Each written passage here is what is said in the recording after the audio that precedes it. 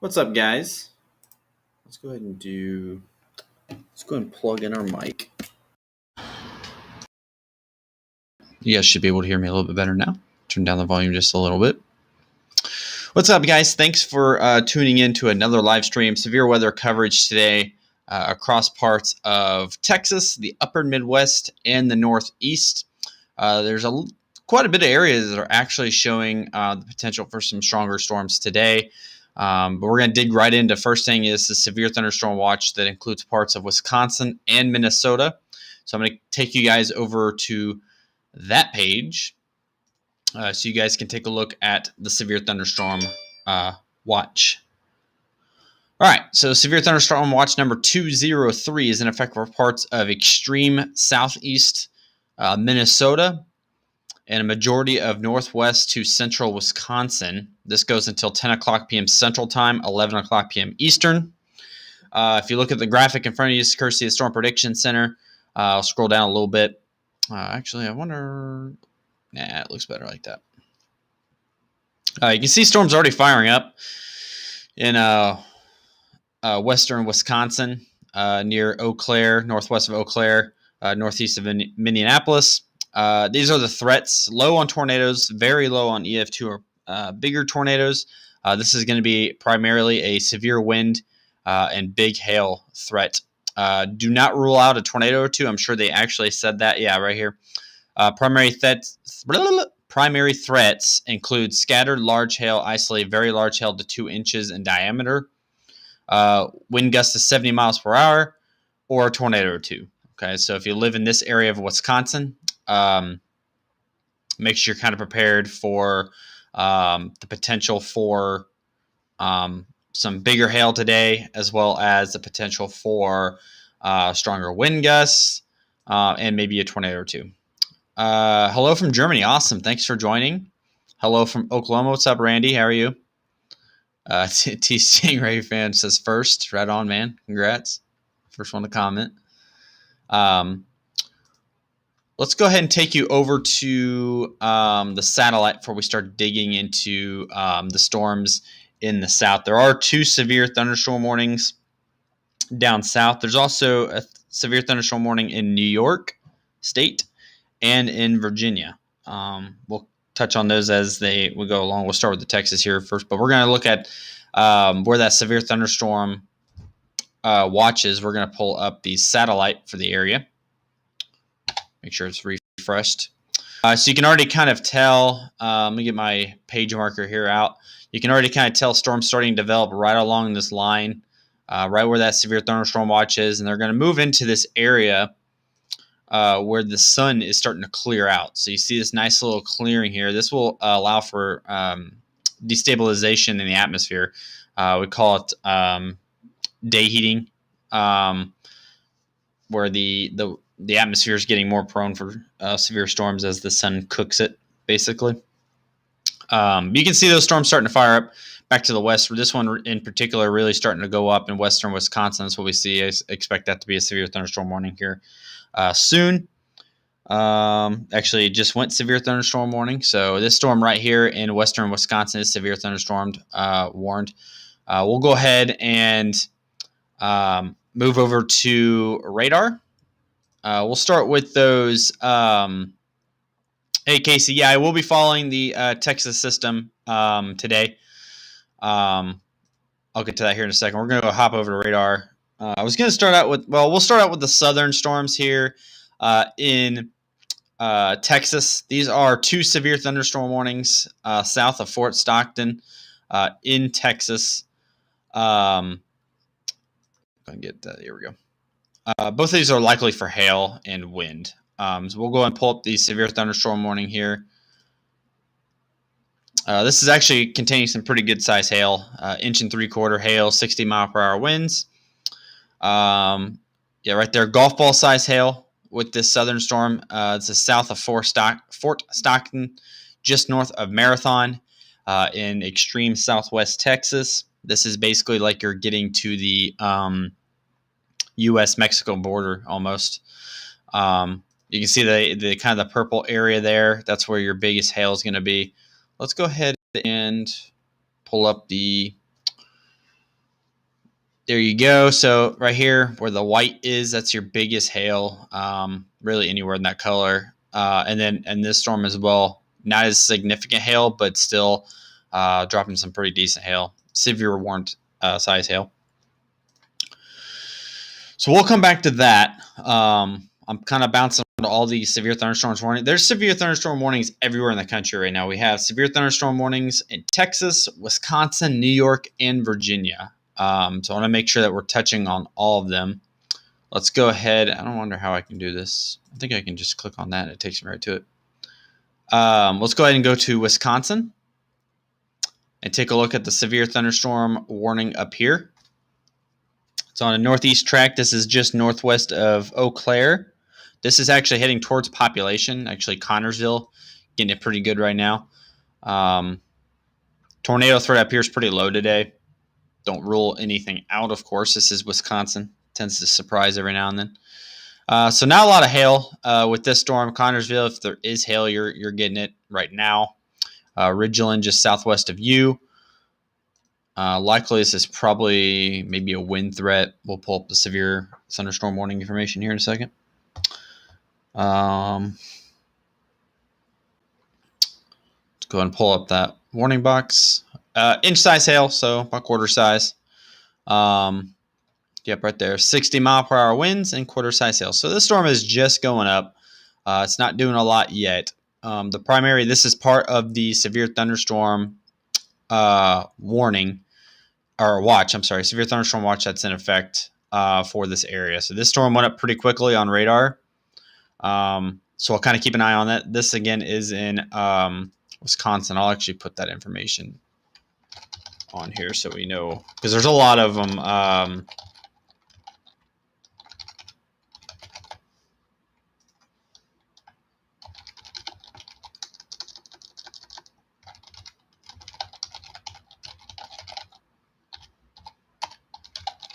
got a new mic today too, guys, if you noticed. Oh, no, I didn't get it today. I've had it, but instead of using that giant headset I had around my neck yesterday, I'm actually using a little mic. So I kind of, hopefully it sounds better. It was kind of cutting out yesterday, but all right. So severe thunderstorm warning in Wisconsin. We'll kind of keep an eye on that as well. Let's go ahead and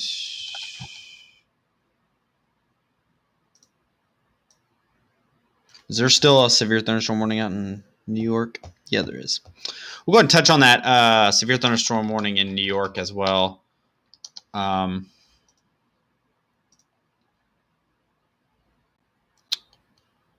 as well. I can't remember the last time I saw a severe thunder. I mean, it happens every year, but hearing a severe thunderstorm warning in New York doesn't happen every day like it does out in the, like it does in the plains. All right, so severe thunderstorm warning in New York. This is for about the same thing as the last storm. Quarter size hail, 60-mile-per-hour wind gusts. This is located directly over Richmond right now. Richland, New York, just southwest of Bristol, New York. Go ahead and pull up the integrated liquid. Yeah, not a lot of hail going on in this one. Just little tiny areas picking up on radar. Nothing concerning. This looks like a pretty weak storm from the radar. Nothing terribly impressive about this storm right now. That is the one in New York. Let's go ahead and bounce back to the one in Texas, because that one was dropping some massive hail. I want to see if it's still producing a massive hail. I'll keep an eye on the Wisconsin one as well.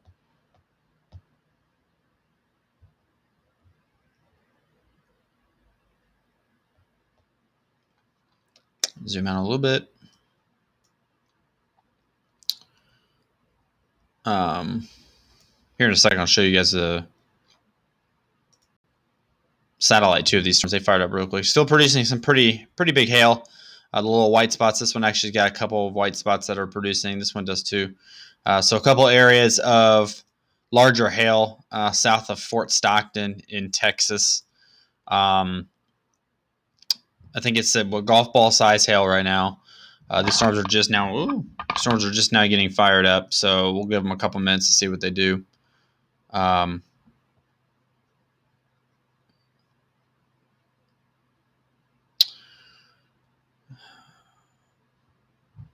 Looks to be a little.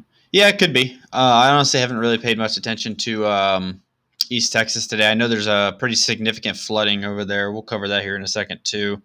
I know there's a flash flood warning in Oklahoma right now. We'll check Twitter too to see if there's any pictures coming in to see if anybody's covering some flooding in Oklahoma right now. Flooding, guys, a little piece of weather information. Flooding is the number one cause of death amongst severe weather events. It's not hurricanes. It's not, well, I mean, it could be caused by hurricanes, but it's not tornadoes, earthquakes. It is flooding. Flooding is the number one cause. So we're looking at 2 severe thunderstorm warnings in Texas right now, southwest of Fort Stockton. I'm going to actually cover that flash flood warning in Oklahoma here in a second, as soon as I get my captions kind of fixed here. Reason being is because that's pretty, I mean, that's a, pretty serious thing.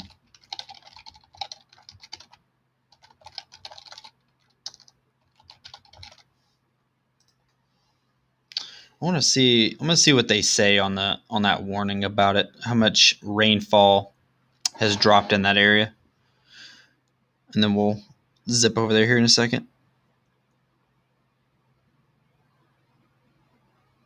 Right now, between 3 to 4 inches of rain have already fell in the area. All right, so let's go ahead and take you over to that flash flood. I know that's not really crazy interesting, but it is affecting people, so we'll go ahead and hop on over there and take a look at it here. This is, I believe, just southwest of Fort Smith. Give it a second to load. All right, so there's your flash flood warning in Oklahoma. We'll go and pull up the information here. Not a lot. It looks like not a lot of towns in there. So this is for southern LaFleur County in southeastern Oklahoma and northwestern Pushmataha County in southeastern Oklahoma. This goes until 5:15 Central Time, so a couple hours still. At 2:16 p.m. Central Time, Doppler radar indicated thunderstorms producing heavy rain moving into the warned area. Between 3 and 4 inches of rain have fallen from heavy rains earlier today. Flash flooding is ongoing or expected to begin shortly. So always remember the phrase, turn around, don't drown. Okay. Especially if you can't see the road. If it's completely covered, turn around, don't risk it. Okay.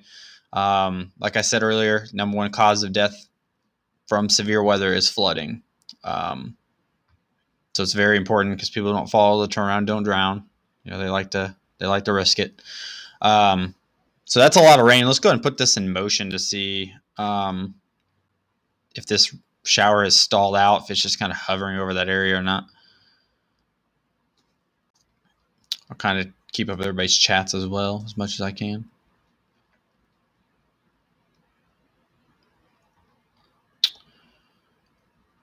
It's moving pretty slow, which is probably the reasoning behind the flooding. Hi, Amanda. How are you? Pretty slow moving. It's just dropping massive amounts. And this is not even the storm that's been causing the flooding. It was the storms from earlier, but obviously this isn't helping. So I don't see any significant towns. Albion, Talihina, maybe Highway 59, but it looks to remain pretty rural. There must be like a river or something runs through there. A river or a lot of creeks or something that's causing some flooding issues. And so, yeah, this is southwest of Fort Smith, Arkansas, for those who aren't aware of where these small towns are, which why would you if you're not from here? So there's Fort Smith, Arkansas. Oklahoma City's back over here to the left. There's Shawnee, Oklahoma. So it's right here. This blue line is the Arkansas and Oklahoma state line. So, all right, let's hop up Wisconsin. See what we got going on up here. We still got that 1-inch hail report. Kind of doing. It looks like that storm. No, it's still producing 1 3/4 hail.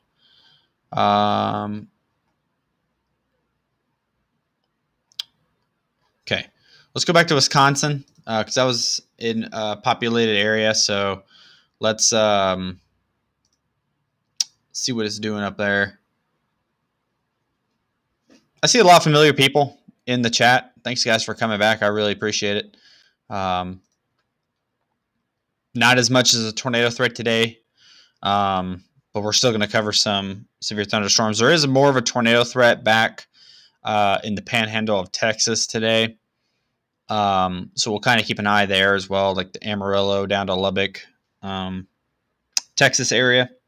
So we'll be monitoring that. I'm assuming there will be a severe thunderstorm watch that comes out at some point this afternoon. Here's the severe thunderstorm up north in Wisconsin. You can kind of see it's starting to get that nice purple signature on it now, indicating that hail may be increasing a bit from what we saw earlier. It is just a little bit right here east of Ridgeland, starting to pick up a little bit on the hail. Hail is pretty destructive as well. I was in Norman, Oklahoma for that significant hailstorm. If you guys saw that, and that was producing some pretty big hail, and it destroyed a lot of cars at car dealerships.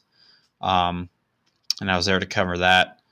Rodney asks, any tornado threats today or just hail, lightning, and flash flooding? There are tornado threats in every part of these areas that we're covering today. Very low. I wouldn't say very low, but low. There is a 2% tornado risk stretching from the panhandle of Texas clear up to Wisconsin. So never rule out a tornado in storms like these. But primarily the threat remains to be damaging winds and large hail and lots of lightning probably. But never want to rule out a tornado. So definitely want to be paying attention to that. Looks like there is a severe thunderstorm now in East Texas, just west of Shreveport. I know, Casey, you were just talking about that. So we'll go ahead and take a look at that here in a second.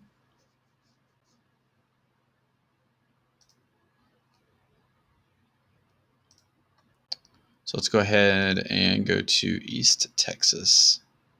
It's not that one. It's not that one. It's probably this one. This is strictly for wind, so I'm assuming this is going to be on a linear event. It's going to look like a straight line of storms, I'd imagine, packing lots of wind. This is not a large hail threat. Yep. So this is a severe thunderstorm, including Marshall, Texas, Beckville, Texas, and looks like Wascombe. I can't tell if that's Texas, Wascombe, Texas. This is approaching the Louisiana state line. There's Shreveport, Louisiana. And you can actually see a little bit of a notch right here. I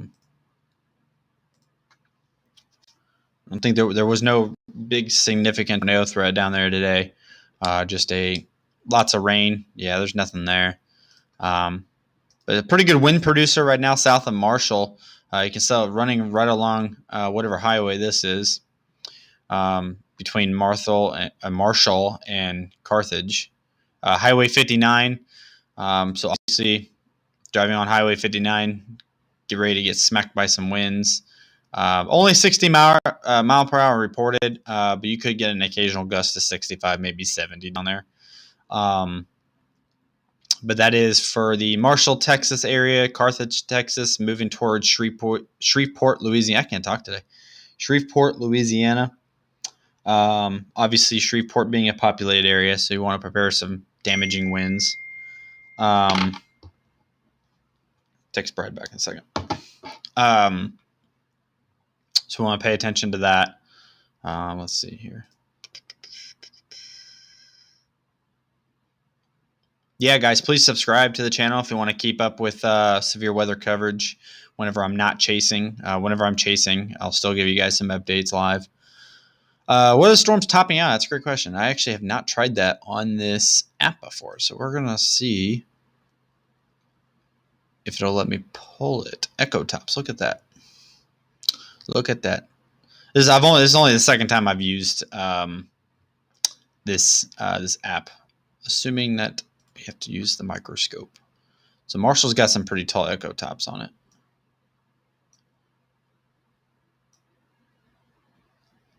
Is that supposed to mean 47,000 feet?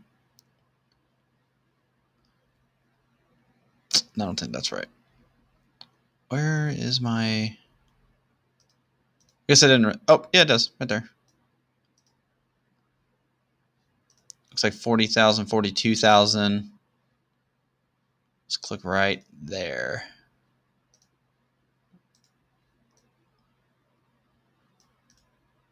$47, $45, $45, pretty 45, and then it should die off if you get back here at 31. So yeah, pretty tall. Okay. Oh, okay. I see how I did. Okay. I'm still learning this app, so that was the first time I've ever used Echo Top on here. It's pretty tall storms west of Marshall. For whoever asked that question. Again, this is a severe thunderstorm warning, eastern Texas, just east of Longview, Texas, west of Shreveport, Louisiana. Back in some pretty gnarly winds, 60 mile an hour. We're going to go ahead and hop back north to the Wisconsin storm. We don't want to take our eyes off of that one, considering that's in a populated area.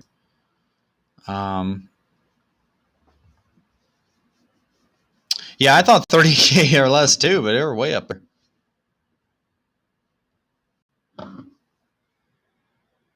Maybe it was 45,000 feet. That's pretty impressive.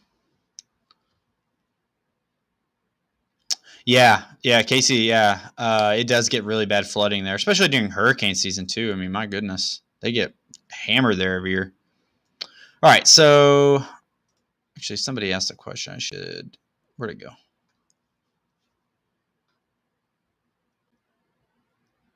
No, Rodney, not a lot of circulation. It's just straight line winds. What was I about to do? All right, so we're back on the storm up north. Severe thunderstorm warning in Wisconsin. Still packing some. Looked like quarter size hail last time I checked. Yeah, still packing quarter size hail. It might be increasing here. You can tell just by the shade of purple starting to darken a bit south of Dallas, Wisconsin, east of Ridgeland, Wisconsin. Let's go ahead and take a look at what our hail's looking like. Yeah, it's still only about an inch, probably. Maybe a little bit more. It's getting there. We'll see if that matures a little bit more and starts dropping, golf ball size or not. That is the primary threat with these storms today is the large hail. I need to make sure I'm monitoring south too. So there is a... Let's go ahead and drop south just a little. There is a severe thunderstorm warning now for Minnesota. It's part of all these storms. Looks like... Oh, yeah, there it is. So we're going to drop south. Look at the severe thunderstorm warning in Minnesota.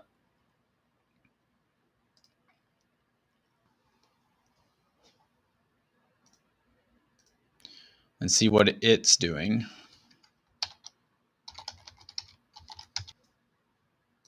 Maybe. There it goes. It's also packing some pretty big hail. Let's see what the warning says. Still quarter size. Okay. It just looks so much more aggressive on radar, in my opinion. But this is severe thunderstorm warning in Minnesota. Quarter size hail, 60 mile an hour winds. This is pretty much what we've seen all day so far. Lots of severe thunderstorm warnings.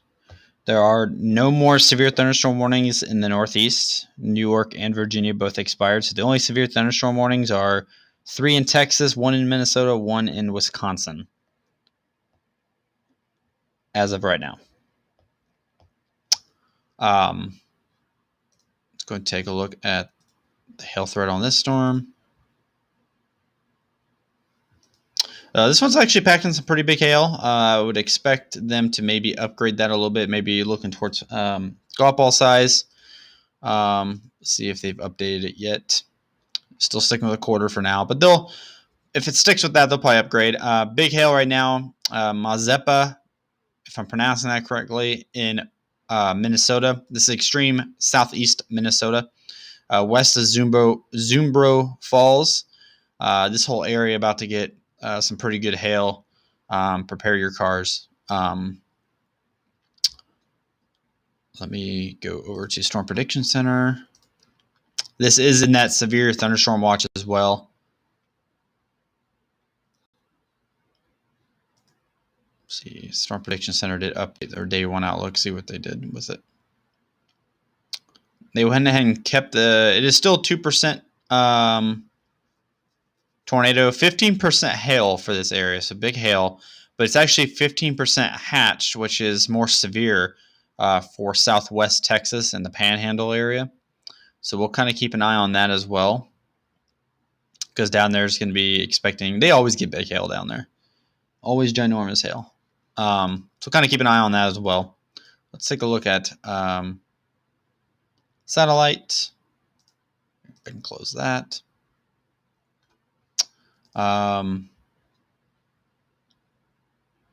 Also keep an eye on, there's a lot of things to keep an eye on, so just bear with me here. I'm also going to take a look at Twitter to make sure we're not missing anything on there.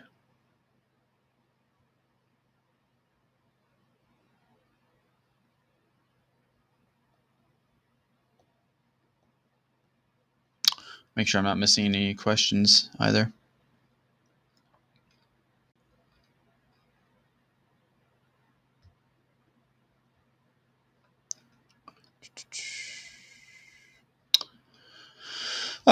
So I don't see anything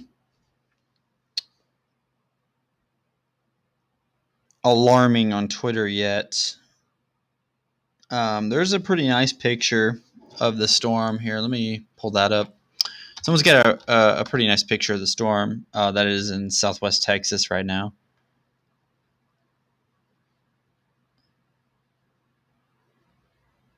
Hopefully computer loads a little bit quicker today. It was struggling yesterday. Let's do...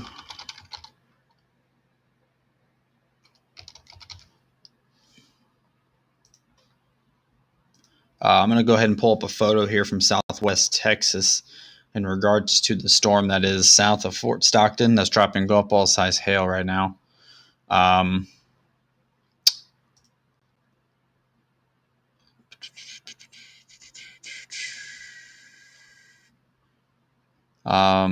There is a report of a wall cloud on this storm as well, southwest Texas. That's not what I meant to click on, though. I clicked on the wrong thing.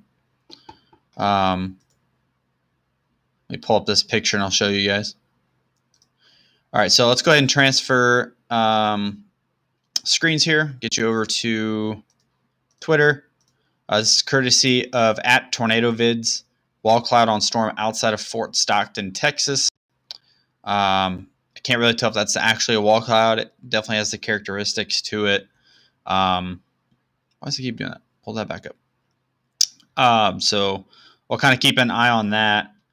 That is in southwest Texas. There is a tornado threat all the way down there as well. It is 2%, but it is there. It's conditional.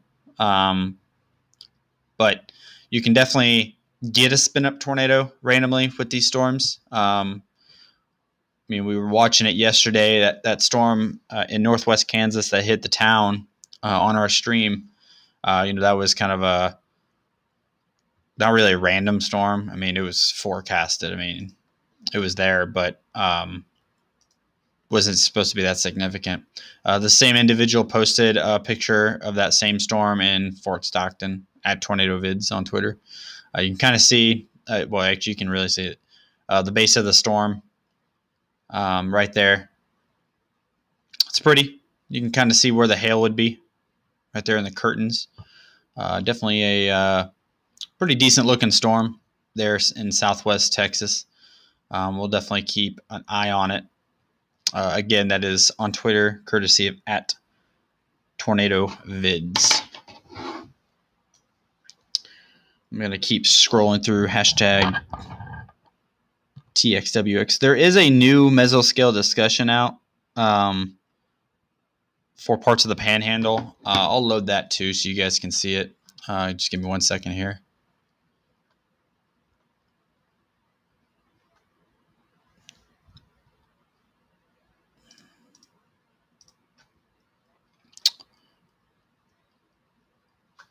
All right. Let's take you over, guys, back to the Storm Prediction Center website so we can talk about mesoscale discussion number 736. This is for the Texas Panhandle. Isolated to widely scattered thunderstorms expected by 22Z. Strong wind gust and hail possible. Now it's 22 Zulu because they go by universal time. So that is 6 p.m. Yeah, 6 p.m. Eastern time. Correct me if I'm wrong. So that would be 5 p.m. Central time. So they're expecting in this blue outlined area for the isolated thunderstorms containing strong wind gusts and hail. So likely a severe thunderstorm watch, if I had to guess. Probability of watch issuance in the area is 60%. So it is possible that they will issue a severe thunderstorm watch in the next hour or two. It's still early. It's 4:31 on the East Coast, 3:31 Central Time. So storms are just now really getting going. So we got time. I might switch you over to satellite to see what she's saying over here, specifically in that area.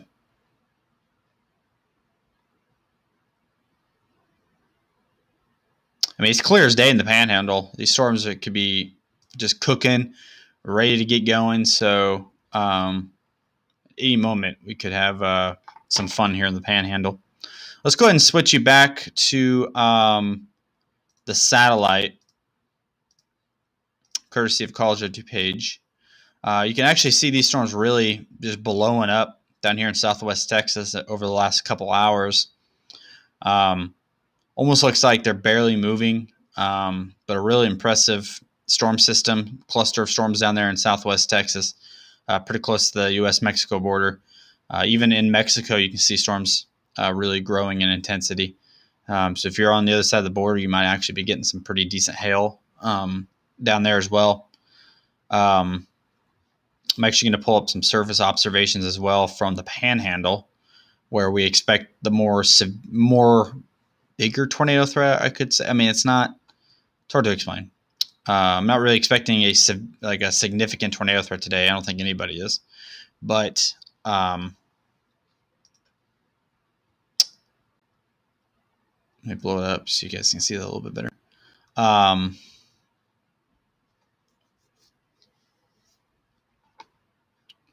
Let's go ahead and I'm taking a look at surface observations in the Panhandle.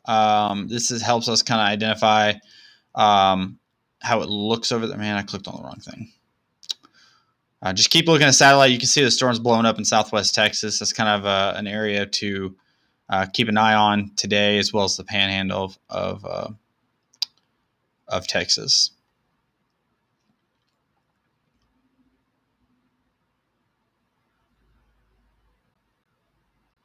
All right, so get you off a satellite for a second. Let's get you back over to here. So here's your surface observations today across Texas. So you can see, let me get my little marker out so I can. So you can see some surface ops here. 83 degrees over 63 just south of Amarillo, north of Lubbock. Actually, it might be Lubbock. That's probably Lubbock right there. 83 over 63. Up in Amarillo, you're looking at 81 over 60. And then down where these storms are firing, you got 91 over 61. That is hot, 91 degrees. I don't know what the temperature is where y'all live, but 90. I think it hit 90 today in Indiana, and I was sweating bad. But these are pretty good, 83 over 63 with a southeasterly wind speed. So if these storms were to fire up, east of that low pressure system, somewhere right in here, low pressure system's over here. So if they were to form up somewhere over here, you got southeasterlies. I think these are going to be southeastern moving storms, so you might get a decent spin up in there somewhere. I'm going to take you guys back over to radar because this looks like a huge hail core on this storm southeast Minnesota. It looks ginormous. So let's get you guys back over there. Look at that hail core. That is pretty massive. Let's see if they've updated that severe. Yeah, they got it to 1.5 inches now. So this is ping pong ball sized hail. So I better change that in the thing. So ping pong size hail. All right, so severe thunderstorm warning, southeast Minnesota, ping pong ball size hail. You can take a look at that hail core right here using the integrated liquid map. That is all. It's pretty significant hail crossing US 63 right now, north of Zumbro Falls. That is the. I would hate to be driving on the highway right now. I'm sure there's a lot of people tucked underneath a lot of overpasses, trying to stay out of the hail. That'll do some dents in your car if it hits you just right. Let's see if there's any hashtags going on for that yet. Minnesota weather.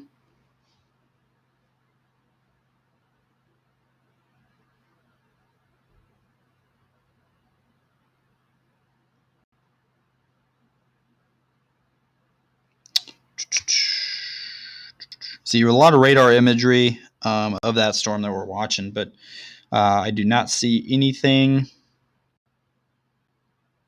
picture-wise from that storm. Okay, yeah, we do right here. I'll get this pulled up. Look at that. Purple. That is a nasty hail core right now. Just crossed 63, continuing its eastern trek west of Albany. You're going to get some hail probably. Might actually miss you to the north. It might be kind of doing a northeast turn here. I'm going to pull this up on Twitter. It's the best one I could find so far. This is from Sean McAday, local news there in Minnesota. That is McAday WX. He's got a pretty good picture of the hail core from this storm that we're looking at right now on radar in southeast Minnesota. So let me get you guys popped over to Twitter real quick. I'll check chat here in a second. I know I've been forgetting that. Okay, I'll wait for it to load. Okay, so right here is your hail core. You can tell by the kind of the sharp cutoff right here. And then this is all hail over here. So that's pretty good. That's a pretty good hail core. Let me check chat here.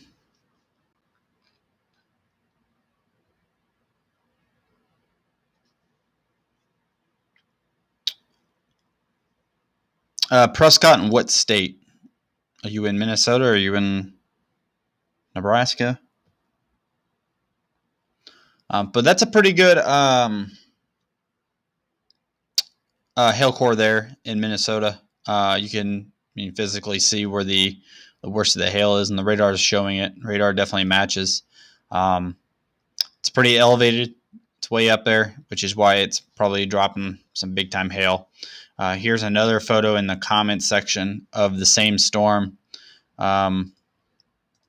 courtesy of Sean McAday. You can see the edge of the hail right there, and then the rest is all hail. You can actually kind of make out a bluish green tint starting to happen back there from the sun bouncing off those hailstones. But that is ping pong ball sized hail right now, which was expected. These were supposed to be pretty big hailers up there, so that doesn't surprise me at all. Well, just stay with us, Green Toy Coder. We'll keep you up to date on these storms in Minnesota. for sure. Everybody give it up for my moderator, Casey Jones, putting in the work out here as well. He's an East Texas guy. So he's been wet all day from all that rain.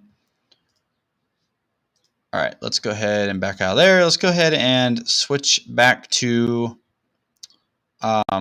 radar, courtesy of Radar Omega. The thing is, a lot of where these storms are, look, it's actually getting like a bluish tint now in this storm in southeast Minnesota. That is massive hail.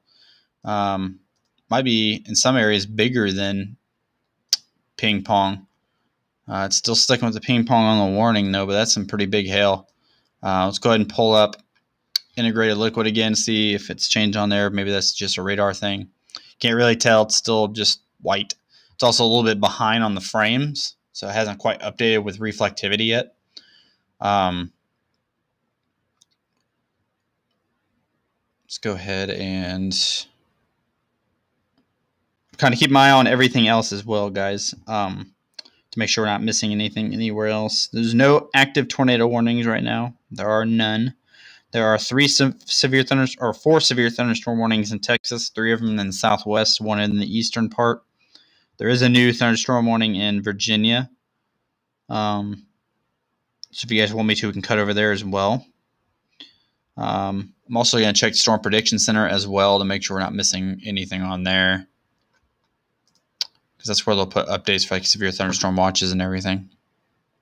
I do expect a severe thunderstorm watch to be issued at some point in the next hour or two across the panhandle of Texas, all the way into south. I'm actually shocked there isn't a severe thunderstorm warning out yet in southwest Texas with the storms producing the hail that they are.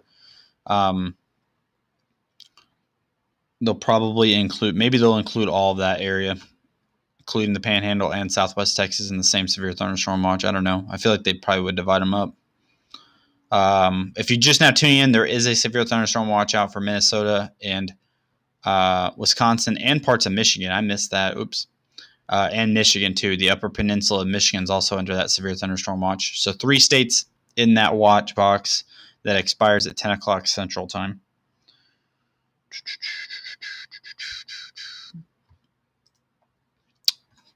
Let me go ahead and continue looking for updates on this storm. This is so far the more impressive storm I've seen of the day, radar-wise.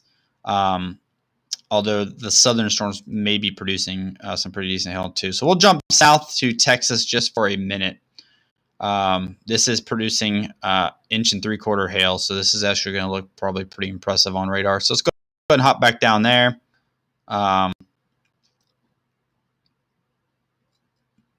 And see what it shows. Nah, still not as impressive, in my opinion. I mean, it's impressive. There's some dark areas in there, even showing a little bit of gray. In these storms right here, this is where the major hail is going to be getting ready to cross 285. This is southwest Texas, so this is just south of here. I'll zoom out a little bit so we can see. Here's Fort Stockton, Texas. So just southwest on 67, US 67, getting just layered in big hail right now. Let's see what this warning. Excuse me. Golf ball size hail reported on this storm, 60 mile per hour wind gusts. This storm probably pretty similar. Ping pong ball size hail. And this one's a little bit less. This one is $50 size hail. So all 3 of these producing some pretty big hail in southwest Texas, but mainly over open land, no population in the way. Marathon, Texas, it's kind of coming at you. We'll keep an eye on that. But my main concern right now with these storms is the hail producer in Minnesota right now. So let's go ahead and hop back up there. There's also a flash flood warning out in Oklahoma for those who are just tuning in. Flash flood warning for parts of crap. Should have been more prepared to say that. It's an open area. There's really not a lot of area. This is for southern LaFleur County, southeast Oklahoma, northeastern Pushmataha County in Oklahoma, basically on the border of Arkansas. There is a flash flood warning out there. Turn around, don't drown. Okay, if you see flooded roadways, don't risk it, please. So we're back on the severe thunderstorm warning in Minnesota with ping pong ball size hail. I'm going to see if they upgraded that yet. They have not. Still sticking with the ping pong. You can identify where the heaviest hail is, indicated by the purple on the reflectivity radar. It kind of just jumps out at you. So kind of staying over open land right now, but this is heading toward town like Pepin, Minnesota. I think that's Minnesota still. That might be Wisconsin. And then also Reed's Landing, which also looks like it's still Minnesota. I can't really tell. It is. It's still. Pepin is in Wisconsin. Reed's Landing is in Minnesota. So keep an eye out there for that. I'm going to hop around Twitter here for a second and see if I can't find any decent photos of that hail. I mean, that's some big time hail doing its thing. If you guys are from the area too, let me know. I like to have people that are watching the stream that are from the region.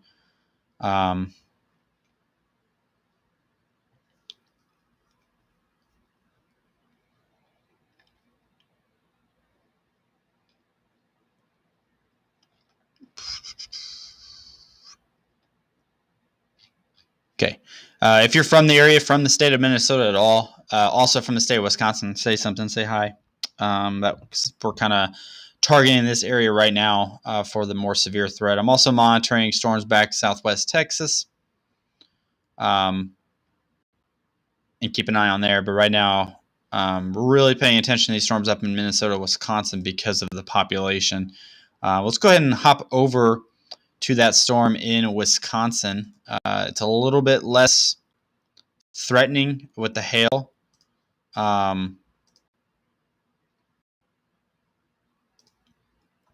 Yeah, still some purple there in there. Yeah, it's still doing its thing. Just north of New Auburn in Wisconsin. Pretty good purple area indicating where the heaviest hail is. Radar updated, still there. Let's go ahead and pull integrated liquid. So we got looking at, and that's a pretty massive hail core. So north of New Auburn in Wisconsin. Probably actually hitting a little bit of the northern outskirts of the town. So if you have a house just outside of New Auburn on the north end, you're probably getting hit pretty well with that. I don't think they've upgraded. I think they're still sticking with the quarter size hail. They are. However, that's probably bigger than quarters, I'd imagine. I don't know how far away it is from radar, though. Seems to be pretty far away from a radar. So it could be the further, so a little bit of radar knowledge, the further away you are from a radar, the higher the beams interact with the storm. So the higher up in the storm that the radar interacts with. So when you get a storm that's far away from radar, it tends to pick up the more mid-level circulation and mid-level action than it does the lower action. So for example, this storm being far away from the radar, it might be only producing quarter-size hail. But when you're that far away, it's probably picking up the center part of the storm, which is producing some big hail, but it's melting before it hits the ground, which is why it's showing just massive hail, but they only have it warned for quarter. They did extend that severe thunderstorm warning there in Wisconsin. The one storm that we're looking at just did it.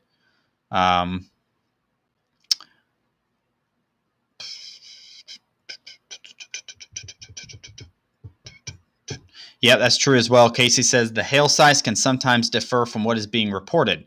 Absolutely true.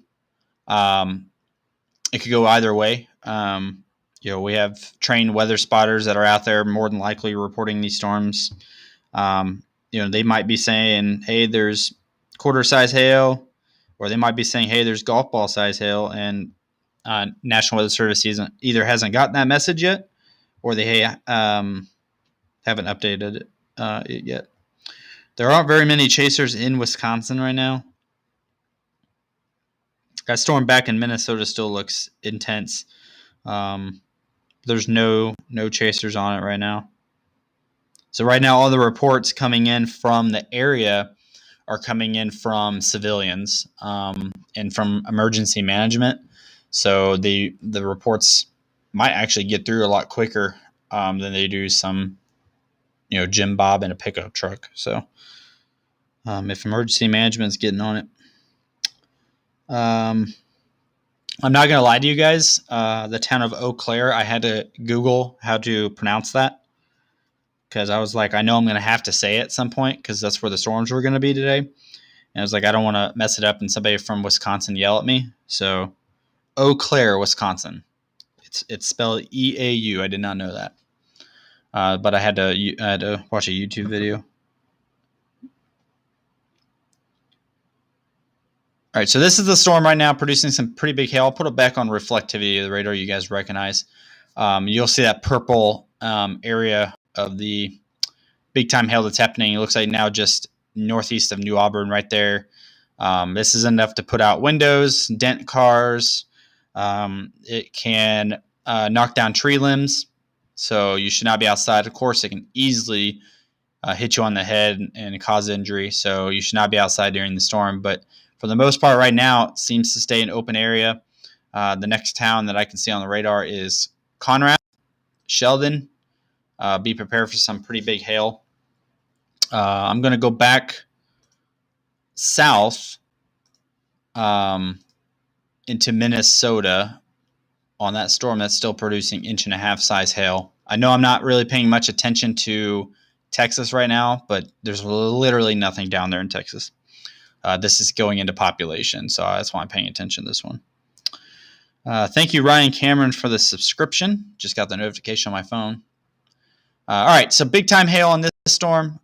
This crossing into Wisconsin, southeast Minnesota, crossing into western Wisconsin. This is providing some ping pong ball sized hail. If you live in the towns of I can't really tell which way it's going to go. Probably Pepin, Wisconsin, Reeds Landing, Minnesota, Wabasha, Minnesota, Nelson, Wisconsin. It's getting ready to cross the state line. This is going to be a big time hail producer. Let's go ahead and see what they still have it as ping pong ball sized hail, 60 mile an hour wind gust. So big time hail, man. It's crazy. We can also check and see if it's rotating. I doubt it is. It's starting to make that eastern turn that we like to see, but this is not really going to be much of a tornado threat today. I mean, this is a little bit in there, kind of right in this area, but nothing to be concerned about right now. Nothing to be warning the storm on. I'm going to go ahead and scroll through Twitter here and see if I can't find any. We can actually put this storm in motion so you guys can see which direction it's kind of moving. I'm going to scroll through Twitter for a couple seconds here to see if I can find any. Yeah, good point. Don't forget your pets, guys. That's a great point. People leave their pets outside during hailstorms. Drives me nuts. Please bring your pets in. Be a responsible pet owner. Let's see here. A lot of radar imagery. There's not a lot of chasers out on these storms, which is why we're not getting a lot of photos of it. I've seen a couple of news producers putting up, or local meteorologists putting up, but nobody else is putting anything up. As it heads into population, we'll likely see a lot more pictures of the significant hail.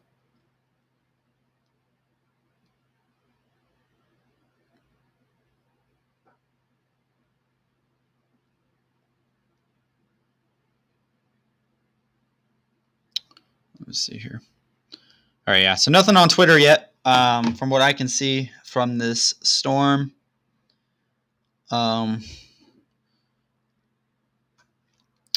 Did you check Pierce County for severe weather conditions yet? I don't know where Pierce County is. Is this the storm we're looking at right now? Are you referring to Twitter as well? If you guys know more information, please, my God, let me know.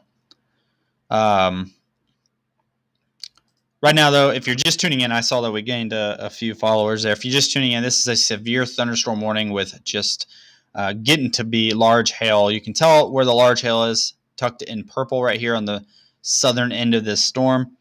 This is a big-time hail producer moving into the state of Wisconsin right now. So please, please, please, please pull your pets inside, pull your cars in the garage if you live in any of those towns in that warning box, as it's going to be some damaging hail.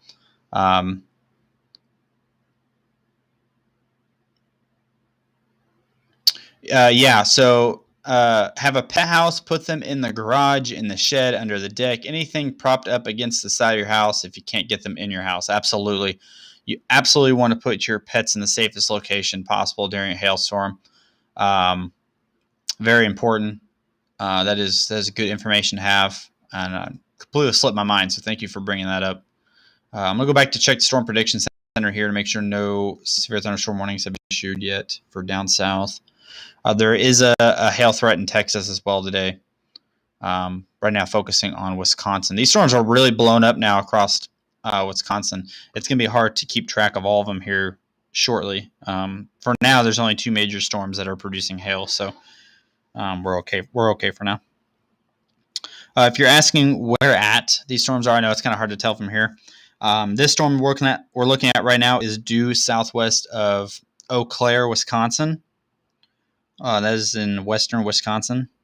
And then the other storm is directly north of Eau Claire. So we've been bouncing around those 2 storms. I'll actually zoom it out a little bit so you guys can get an idea where these storms are. So there's Minneapolis up here. Here are the storms. Even these storms down here near Rochester are going to start putting down some big hail. The storm isolated by itself right here, putting down the biggest hail so far of these storms. And then up here, this storm also doing its thing. So there's Eau Claire, Wisconsin, storm due north, and a storm southwest of it. I'm more or less watching this storm right here in Minnesota because of the population it's about to go through. Looks like there's about 1, 2, 3, 4 different towns that it's about to go into. So that's kind of why we're paying a little bit of attention here to this storm. Yeah, absolutely. I would not want to be in this storm right now. I am not a big fan of the hail.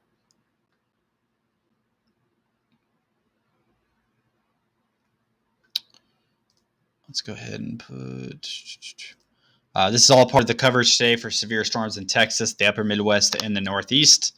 Severe thunderstorm watch is out across Wisconsin, Minnesota, and Michigan. I forgot to put Michigan on there for some reason, but I didn't forget about you. The upper peninsula of Michigan is also under that severe thunderstorm watch. That expires at 10 o'clock Central Time, and the primary threats is big-time hail and damaging wind gusts.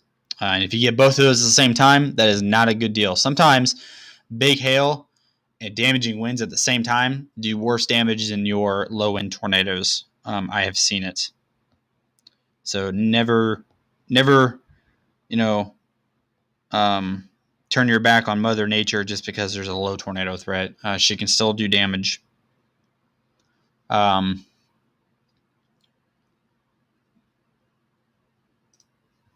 As these storms start to enter these towns, we should get some photos rolling in from either news agencies in the area or just civilians posting on Twitter. So hopefully we get that here in a second. There is one report so far today on large hail. I'll go ahead and pull that report real quick to see what it says. We do have one large hail report from the storm that you guys are looking at right now, but it does not give any comments on it. And 2 wind threat reports in eastern Texas, which is those storms that we were talking about, Casey. So one big hail report right now from this storm. Doesn't mention who it's reported by, assuming it's reported probably by emergency management or by a media source of some kind, because there are media companies in the area. We saw some pictures earlier of people reporting. Look at the purple. That is insane. Really, really purple right there. Good hail happening right now on that storm. It's going to pull up integrated liquid. There's your hail core. The worst being in the white area. So anywhere from Pepin down to Reed's Landing as it crosses the Mississippi River and does its thing into Wisconsin. So I believe that's Mississippi. I'm right. Pretty sure. If I'm wrong, correct me. I'm pretty sure it's Mississippi. Let's go back to here. If you guys want to see if there's rotation in it, we can. It's going to pull up velocity. There wasn't anything significant, nothing to really worry about on the storm earlier, a few runs ago. And there still isn't. It's kind of sloppy, but that's kind of expected out of these storms today. The more concerning tornado threat would probably be back south. There are a lot of chasers from Amarillo down to Lubbock kind of preparing for the storms later. So if there is stuff happening and they post it to Twitter, we'll be able to see it. But if you're just not tuning in, severe thunderstorm warning, Minnesota. If you live in Minnesota, let me know. Actually, I wouldn't even worry about it now if you live in Minnesota. If you live in Wisconsin, say something. Okay, I am using Radar Omega as my software. Unless you mean the live studio, my live stream software. But the radar that I am watching right now is Radar Omega. You can get it on any computer. I have a Chromebook because I love Chromebooks, and I can get it on Chromebook. So, no rotation in this storm as of right now. What's up, Max? Welcome back, buddy.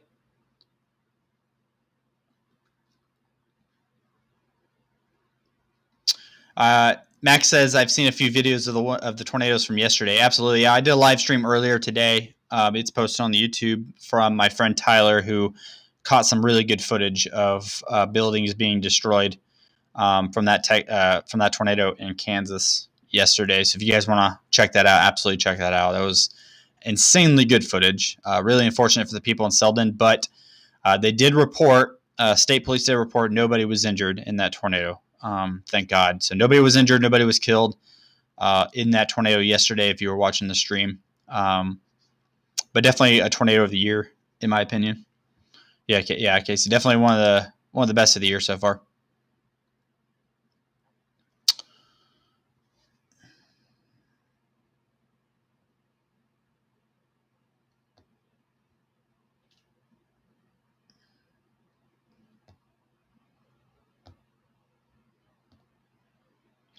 Yeah, there is some rotation on that southern storm down there in Texas. Just a little bit. I'll kind of keep an eye on it. Actually, we're going to go south real quick. Reason being is because this storm down here to the south is actually rotating decently and it's coming into a town. So I'm going to go ahead and drop south here and cover this real quick. I think that was Dan that pointed out. Thanks, Dan. I appreciate you pointing that out. Let's hop south here. Oh, perfect. Gets the right storm too. Let's take a look at this storm. This storm was rotating a little bit on the back end. Pretty sloppy on reflectivity though. Let's go ahead and take a look at velocity.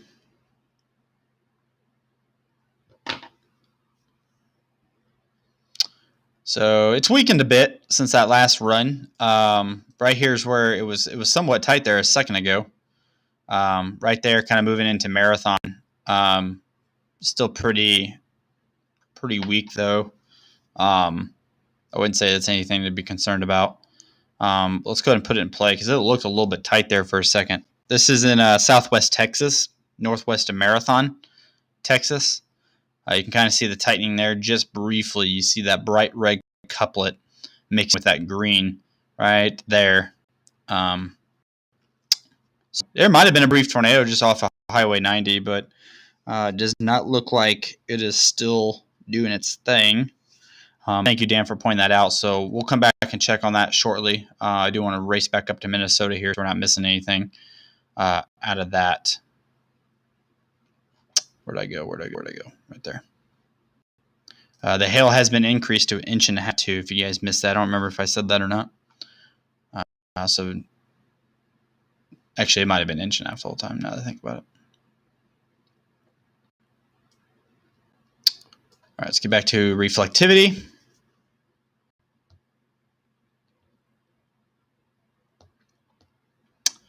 Looks like it's actually starting to absorb this storm back to the south, which could weaken it just a little. You can tell those two storms are mixing together. So this storm up here might weaken out a little bit. It kind of looks like it's going linear a tad too. So whatever tornado chance there was with that as well would be lowered now that those storms have mixed together. National Weather Service is still expecting that storm to kind of make its move to the east. You can kind of see they put down that east box pretty far to the south. So I think they're expecting kind of like this maneuver a little bit. We'll see.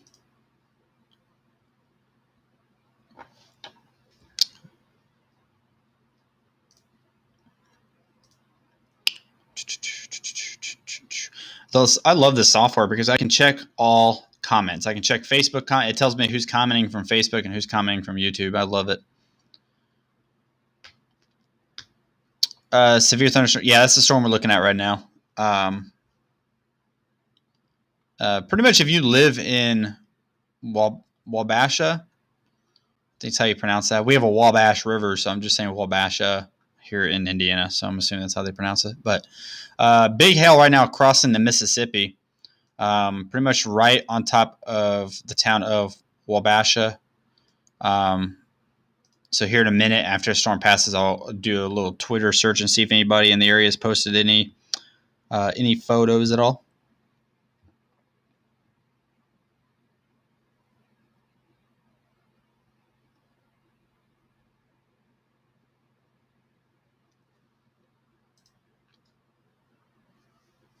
Let's go back to the Storm Prediction Center. Still no other watch boxes out yet.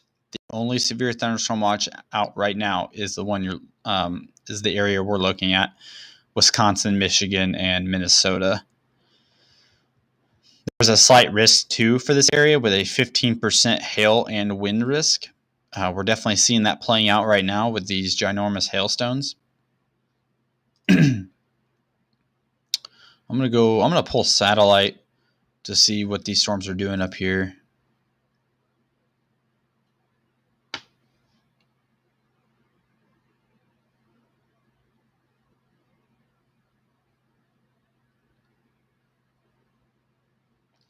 All right, people.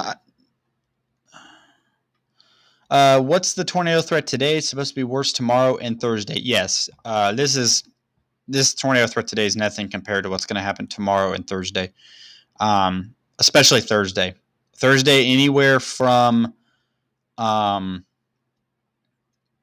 probably maybe the Texas Panhandle, that far southwest maybe, but more or less from Oklahoma clear up to Illinois, there is a pretty substantial tornado threat. But the more significant tornado threat, the possibility with several tornadoes being hinted already by the Storm Prediction Center, is back in Oklahoma and Missouri. How is Southwest Iowa? Southwest Iowa is pretty chill as far as I know. There's some storms forming up in Southwest Iowa. Oh, no, I'm sorry. That's Nebraska. Some tiny baby storms forming up in southeast Nebraska, but Iowa looks good, man. Iowa looks good. But yeah, no, definitely the tornado threat will definitely ramp up tomorrow as well as Thursday. So just be prepared for that. Certainly going to pick up, especially Thursday, man. Thursday's going to be wild. It is going to be, from what I'm seeing anyway, it's going to be a pretty nasty day. So we'll definitely be busy that day. Really, the next few days, there's going to be continuous coverage and chasing across the United States, across the Central Plains. So meteorologists here in Kansas are already talking up the Thursday threat. Yeah, I mean, they have very good reason to. Very good reason to. It's going to be pretty nasty day. across Kansas, Oklahoma, Missouri, maybe Arkansas, maybe Texas as well. High risk Thursday? I wouldn't say that. Do I expect a moderate risk? Yes, I would say I do, considering they went enhanced so early. Day 3 risk is already enhanced. I would absolutely expect maybe a moderate risk across Oklahoma, at least Oklahoma, Kansas, maybe for Thursday. On top of it being a pretty decent tornado threat, it's going to be a ginormous hail threat too, as far as I know, or from what I saw from the forecast. Yeah, I would definitely not be looking forward to it.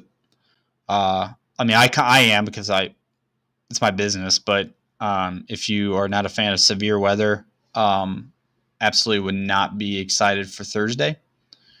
Of course, we're still 2 days away from that. So anything can change. And that's the big thing with weather and meteorology, is that you can't always, panic too far in advance. That's why if you ever come to watch a live stream on my page, I will never hype anything up. I will never tell you something's guaranteed, because weather changes every day. It changes every minute. So it's really hard to accurately put out a forecast and tell you exactly what's going to happen 2-3 days ahead. Even though we have the technology to do it somewhat now, still changes. Go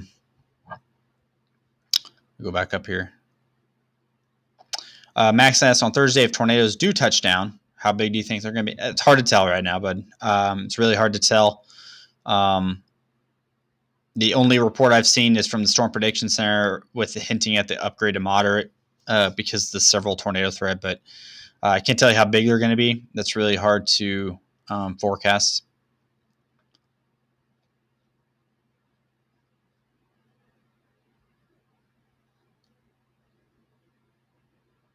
Yeah, you're right.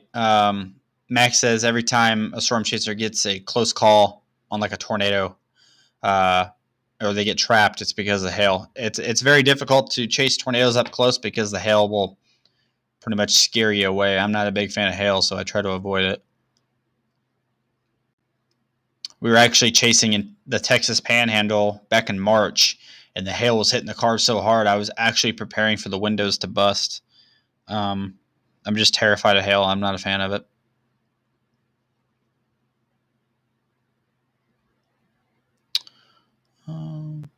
Thanks, Richard. Yeah, absolutely.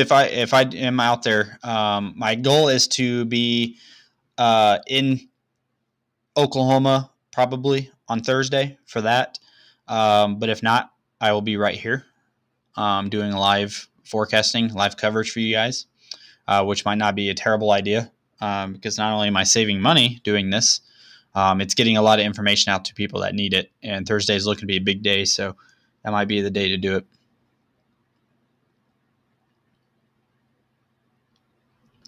Yeah, I mean, in reality, populated areas tend to not get hit, but that is not always true. You definitely, it doesn't matter where you live, you want to be prepared. I mean, you got Moore, Oklahoma, Joplin, Tuscaloosa, all those are populated cities that took severe impacts from tornadoes in the last decade. So definitely want to, no matter where you live, just be prepared, Max, I'm from Indiana, the west central Indiana, close to Illinois almost. I can smell Illinois from where I live.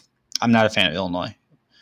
Yeah, you're right, Brady. Everything has to come together for a high risk day. It is so how they work at the Storm Prediction Center is that they have a list, and they have to go through and check mark everything off the list. And if everything's check marked, that's when they can go ahead and issue the high risk. But everything has to be check marked off that list before they can pursue that. It's almost like having the codes to a nuclear weapon. You have to have the codes, punch it in, and then like turn a key for it to happen. And so it's kind of the same thing. They take it very serious. Didn't the El Reno nearly hit a city? Yeah, El Reno. It almost hit El Reno. It kind of did a dance around El Reno. It was one of the more fascinating tornadoes in history. We probably won't see a tornado like El Reno ever again in our lifetime. I'd be shocked if we did. Definitely a one-of-a-kind unique tornado. So it's crazy.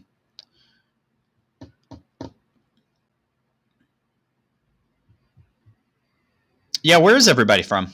That's a good. Casey's making good points here. Where's everybody from that's on this? I'm curious. I know we saw somebody from Germany. I saw one Oklahoma. I saw a UK in there. Interested to see where everybody's from.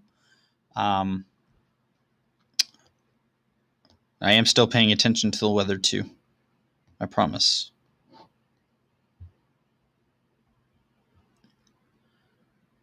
Okay. I know where you're at there in Kansas. Yep. DFW. All right. I was just there not too long ago. Last week I was in DFW. Yes, I will be covering hurricanes. Absolutely. I've already planned to be up late. Illinois. Sorry, feisty pants, man. I'm sorry about your luck. But yes, I do plan on covering hurricanes. What's this question here? That's a good question. Chicago trains. They ask what's going to happen with Northern Illinois. It's been really slow for Illinois. I've only chased one decent setup, and it wasn't even that good of a setup, but I did get tornadoes out of it, and that was down near Springfield. So Illinois has not woken up this year. I know you guys were under a pretty significant drought there for a long time too. You might still be. It has been really quiet up there, and I can't tell you when it's going to pick up. Maybe this week, because there's a lot of severe weather happening this week. So, Dan, yeah, let me take a look here, Dan. I will take a look. Are you talking about that marathon storm, Dan? Yeah, there might have been a little tornado there, huh?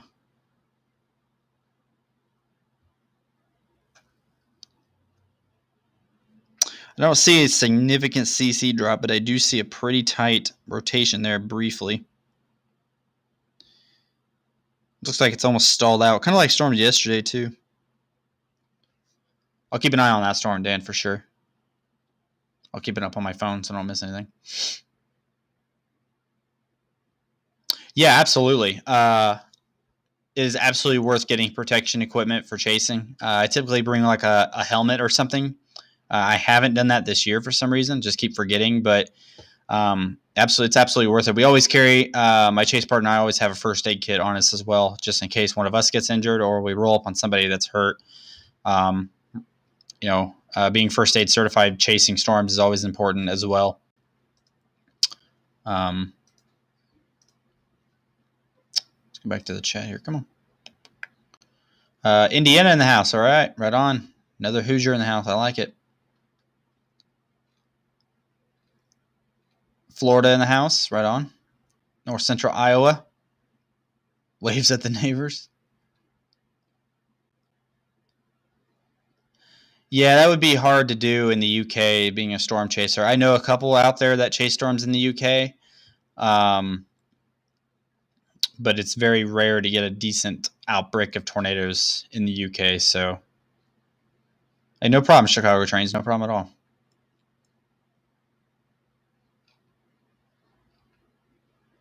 No problem at all. Absolutely, that's what I'm here for. Glenwood, Iowa. Is hurricane dangerous? Yeah, hurricanes are always dangerous, no matter the size of them. I mean, it could be a small category 1 and they're still dangerous. The big problem with hurricanes is the flooding most of the time. I mean, the wind obviously is very dangerous, but the flooding is what tends to be the more deadly part of hurricane chasing, or hurricanes in general, I should say. San Jose, California, right on. I've been there before. Went to San Jose and then was in Los Angeles for a little bit in 2013. I am monitoring these storms still, guys, too, as well. So still hail producers, but I'm keeping my eye on them. No, nobody's live streaming right now. It's kind of dead right now. The big events haven't quite kicked up yet with the tornado potential later on this evening. We're just kind of waiting for storms to really kick off in the panhandle. That's when we're going to kind of keep an eye on it, if they do. Janesville, Wisconsin. Absolutely. It might be paying attention to radar as well, because severe storms trucking their way through Wisconsin. Both these severe thunderstorm warnings for large hail are both in Wisconsin. Did they drop? They might have dropped that northern storm. No, they didn't. There it is. So we do have an extended severe thunderstorm warning now way up here in Wisconsin for hail. This is Rib Lake, Wisconsin, Jump River, Wisconsin, doing its thing up here. I wonder if there's a new radar I can click up here. Maybe St. Paul would be better.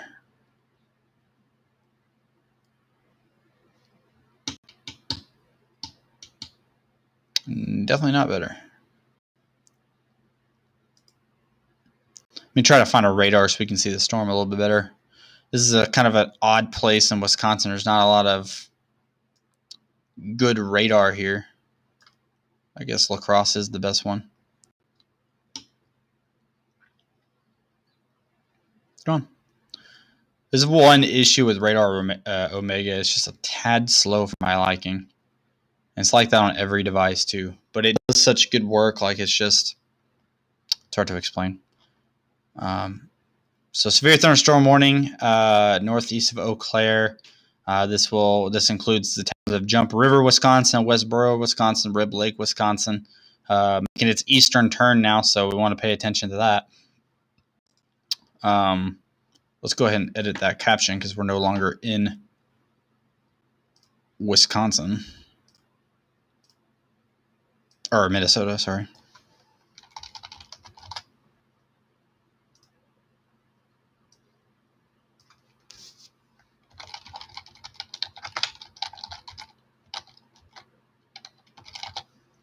What was that other town I said it was near? Jump River.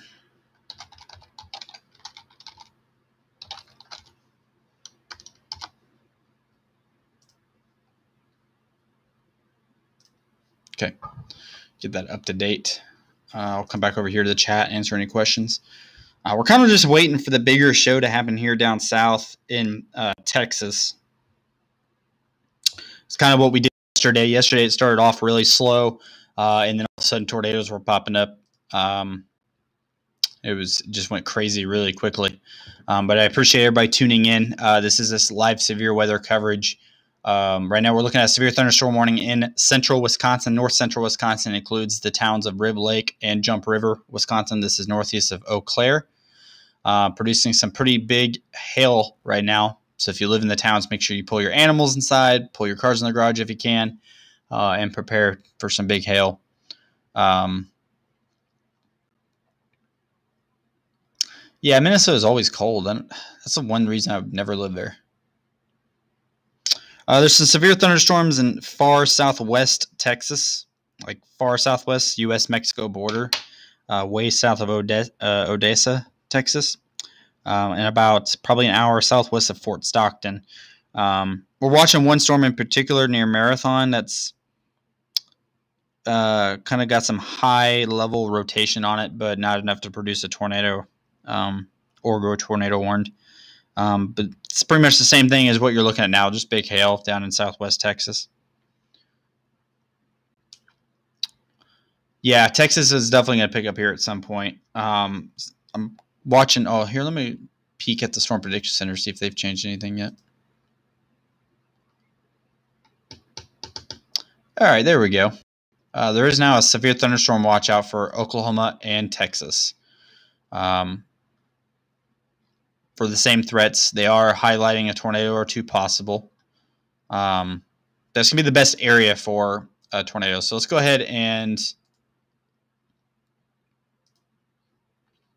actually, let's go ahead and close that for a second.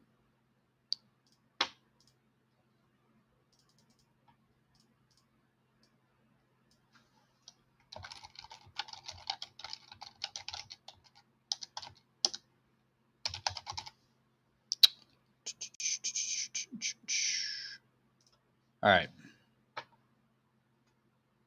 So we have two severe thunderstorm watches out right now. I'll go ahead and pull you guys up to the Storm Prediction Center website for severe thunderstorm watch 204 that was just issued. This includes towns like Midland, Lubbock, Amarillo, Abilene, Childress, Texas, and it even includes portions of southwest Oklahoma. This is a majority if not most, of the Texas Panhandle. So this is kind of the area we were watching for the more robust. It is conditional, but there is a tornado threat existing across that area today. So that's kind of what we were waiting on. That's kind of what I kept checking the Storm Prediction Center for. I was waiting for that severe thunderstorm watch to get put out. Anything in Waukeeta, Oklahoma? No. Waukeeta is A-okay for now. I was just in Waukeeta not too long ago. It's a nice little town. Twister Museum. Not cold today in Minnesota, 82. Definitely good for severe thunderstorms.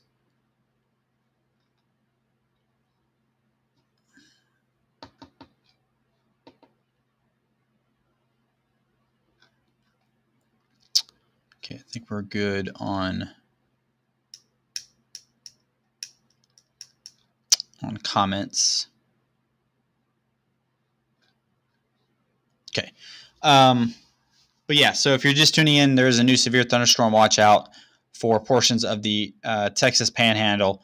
This is, again, the area we were kind of looking at for the potential of a more conditional tornado threat today. This is just posted a few minutes ago. You can kind of tell the storms down there on the southern end of this watch box. Those are the ones that are producing some pretty big hail right now. They are not included in that severe thunderstorm watch. They really are paying attention to here. Let's go ahead and pull up satellite imagery from down there to see exactly what the National Weather Service is seeing. They're probably seeing developing storms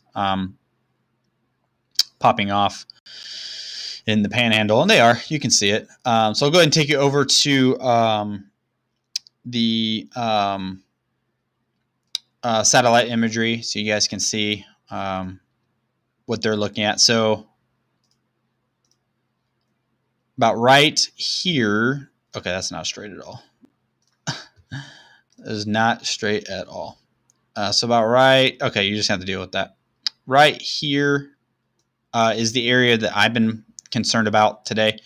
You can actually start to see those storms firing up now, just east of that low pressure system, which is back here. Absolutely. So right there, storms starting to fire up, maybe even up here, down here. So that's kind of the area you want to watch for, is in this general area for severe thunderstorms. You can actually still see, or I guess you can always see it, but you can see the storms firing up right here. Those are the ones producing the big hail down in southwest Texas. Look at this one going quick. That is a quick building storm. Even across into Mexico, got some pretty good storms going up. All this mess over here is your damaging wind threat that's traveling across East Texas, now going into Arkansas, Louisiana. But definitely that nice area of sunlight where these storms are going to start popping off here shortly is the area to watch for this afternoon and evening.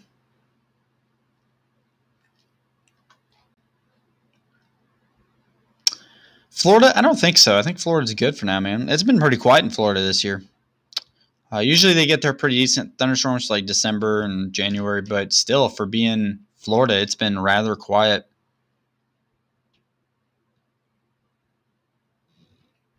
Three inches of rain in Fort Worth, I believe it. Yeah, lots of rain. Lots of rain was dropped. Dan says there was a short-lived funnel outside of Marathon, Texas, about 15, 20 minutes ago. Yeah, I believe it. The good thing about those storms down there is they're not quite surface-based, so I don't think they're going to be dropping any tornadoes. But I believe there could be. They might. We'll go and pull up that just to see what we're looking at here. Get you guys back over the radar. This storm near Marathon, Texas, was kind of dancing around a little bit on velocity, so we'll see if maybe it's trying to spin up here. It's got a pretty good hail core still on it, and it's in such a bad location because it's just a bad radar area. You can see the white edge of the radar zone. So whatever the problem is with these radar scans, it's so far away from the radar that's going to look like there's a tornado, when in reality there probably isn't. So probably what they're seeing is right yonder, just outside of Marathon, right along US 90. A little bit of area in there, but again, it's pretty far away from the radar. Looks like they do have a flash flood warning now out for parts of Texas as well. Highway 67, Highway 385, Highway 285. Yeah, I would say that's not much to be concerned about. I'm going to see if there's a different radar that can pick that storm up. There's got to be a different radar somewhere. That one doesn't. That one doesn't. Oh, that's the only radar. And it's so far outside that radar, it's hard to pick up.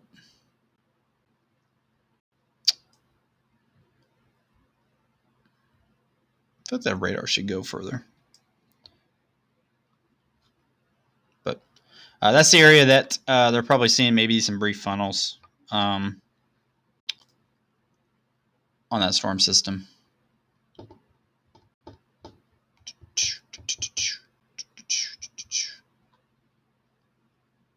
I chased Joplin in 2011. I was not there for El Reno. What's up, Tyler?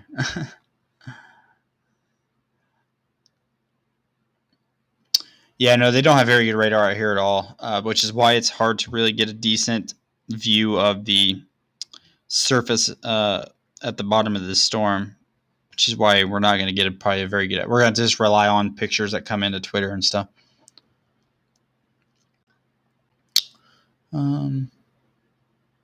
How did my interest in weather begin? That's a great question. My mom actually got me into weather when I was younger. She was a photographer and stopped to take pictures of a storm one time. Freaked me out, but just got a passion for it and kept going.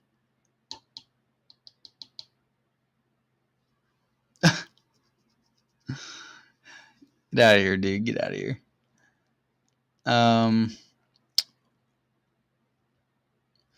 Yeah, Chris, no, I haven't been around a lot. It's tornado season, bud, so I've just been nonstop weather.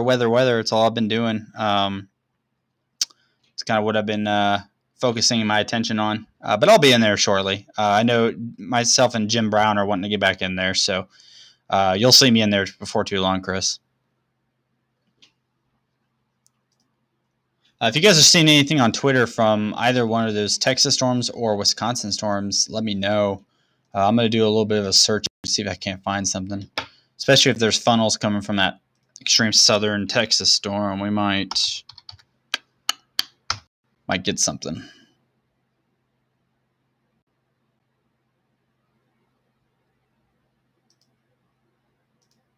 Oh, come on.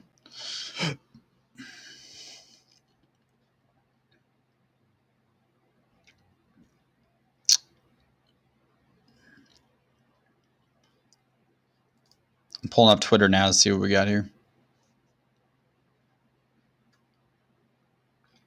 Storm Prediction Center, of course, putting that out.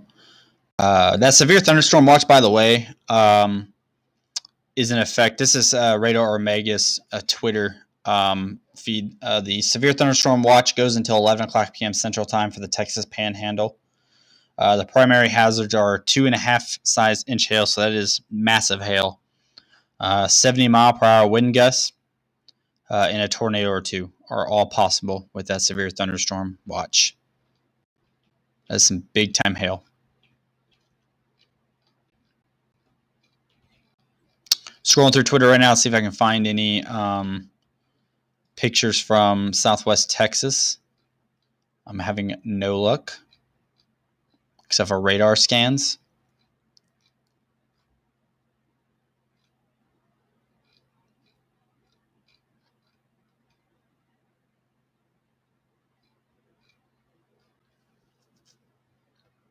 Okay.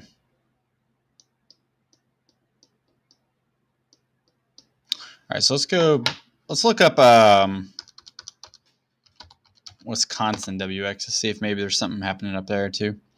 Not a lot of things happening. There's actually a pretty decent radar scan here just came in, but again, it's so far away from the radar, it's really hard to tell what's happening with the storm. But I mean, NWS Midland wouldn't even really know. It's so far away.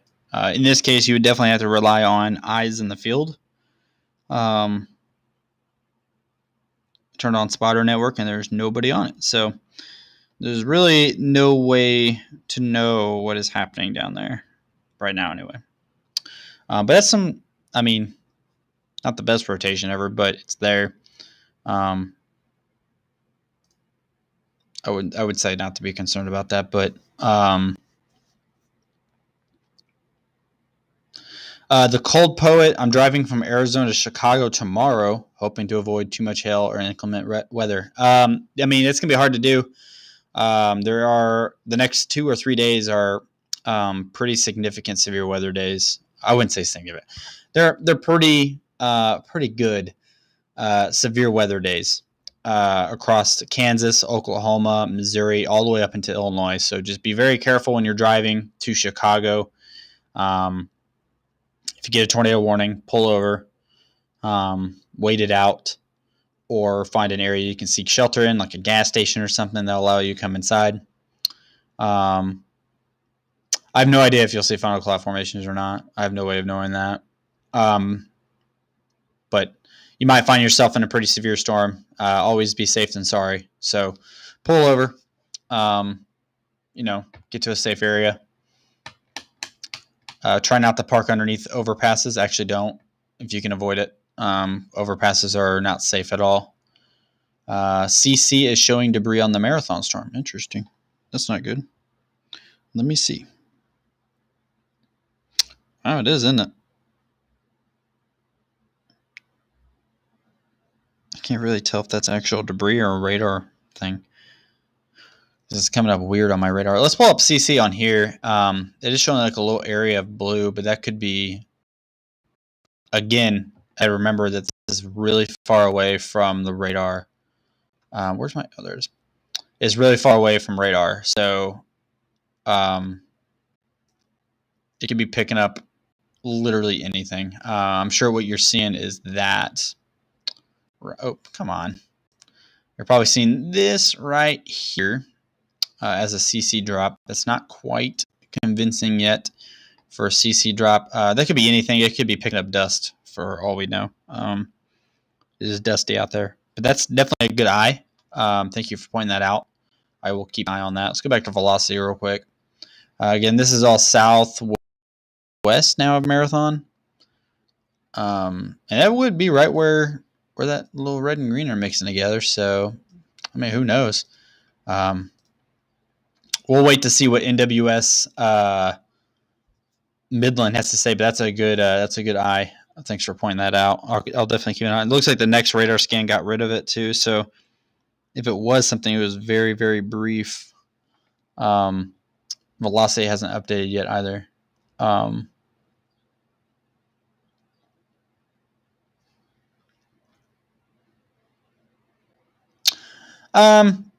Getting into a ditch, I mean, that's sketchy too.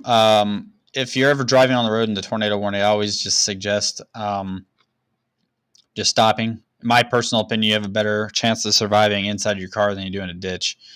But if you can find a gas station as quick as possible, that's the best route to go inside a building. Because your car would get tossed like, a paper bag in the wind in a strong tornado. Even in a weak tornado too. Depends what car you drive. All right, so kind of filling in everybody. I'm sure we have new people that came in. Severe thunderstorm watch across portions of the Midwest, portions of the Deep South, including Southwest Texas, Texas Panhandle, and then including Michigan, Wisconsin, and Minnesota. Kind of a little bit of everything. Up north, you got a pretty decent-sized hail threat, large hail, big-time hail. And then you have your southern threat, Panhandle into Southwest, is also a big hail threat, but maybe more of a tornado threat as well. But there is a 2% tornado threat stretching from the Panhandle clear to the Midwest. So really anywhere in there you can get a brief spin up tornado, according to the Storm Prediction Center. So yeah, anywhere from these storms that we're looking at right now in southwest Texas, clear up to here. I'll just show you guys. I don't know why I'm trying to explain this. We have the technology to do this. I'll show you guys today's tornado outlook. So right here is the tornado outlook for this evening. So you got the 2% threat way back in southwest Texas. So where these storms are coming off right here. And then it's a long line stretching all the way up, which is crazy. So even Iowa and Kansas are under that threat. So we definitely don't want to sleep on those areas. Even Tyler, if you're even watching this, you're kind of in that 2% tornado too. You might get something random in Kansas today. And then even a brief 2% tornado in northeast Texas, southwest Arkansas, extreme northwest Louisiana might maybe get a brief spin up. Can't rule anything out. With 2% tornadoes, I've seen my fair share of tornadoes in those zones. But then it kind of fattens out as it gets to the upper peninsula of Michigan, and most of Wisconsin's under that threat. As for wind, this is when it gets busy. A hatched wind threat. Now, for those who don't know what a hatch means, a hatch is, so take like a 15% severe and then put a hatch in there. That means that there's potential for significant damaging winds. So that's anything really 70 mile per hour or over. That's why they put a hatched in there. And then just a regular 15% up in Wisconsin. And then hail. 15% remains hail up there, but then a nice 15% hatch. And we've seen that already. We've seen tennis ball size or ping pong ball size hail down in southwest Texas being reported already today. But we've also had that up in Wisconsin too. So, I mean, they're just expecting maybe a frequent baseball size or maybe tennis ball size down here over Wisconsin. But overall, there's your risk outlook, slight risk stretching all the way up into Kansas, and then the slight risk in Wisconsin. So even a little individual marginal risk in New York State, Pennsylvania, as well as back in Idaho, Oregon, under that marginal. There is a term called Potato Alley because of Idaho that tornadoes frequently will pop up out of nowhere, and that is in that marginal risk. So you might have a brief tornado even back there, even though it's not even on there. But all things possible. You never know. So that is today's, tonight's severe thunderstorm outlook, courtesy of the Storm Prediction Center. Let's go back to radar. See what the storm is doing down here near Marathon. I've been watching on CC.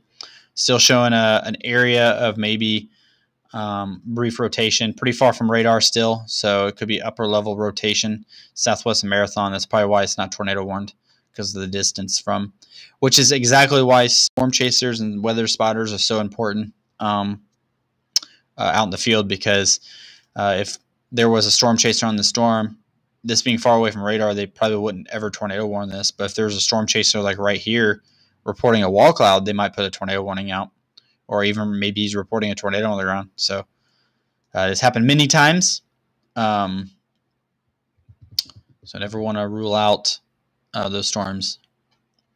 I'm going to step away for 2 minutes and grab a bottle of water. I will be right back, guys. Don't leave.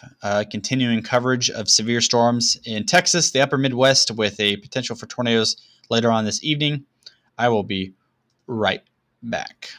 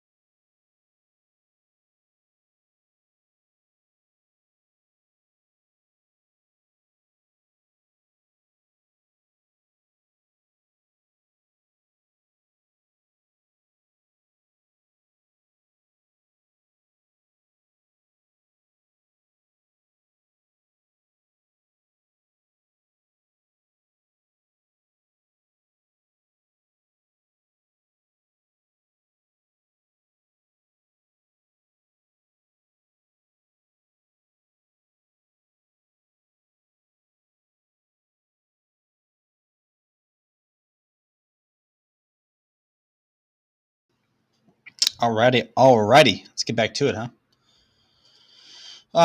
Let's find out what else we can get into here before storms really start to go up. This actually looks like it might even be tightening. Southwest of Marathon. Pull up. I don't see anything on CC drops. Again, I can't really state this enough, but it's pretty far from the radar, which should be the only reason why they're not jumping on that. Let me search Twitter for anything. I also want to make sure I'm not missing any ginormous hail threats up north, so let me shoot back north. There is a severe thunderstorm warning for Kansas we might touch on here.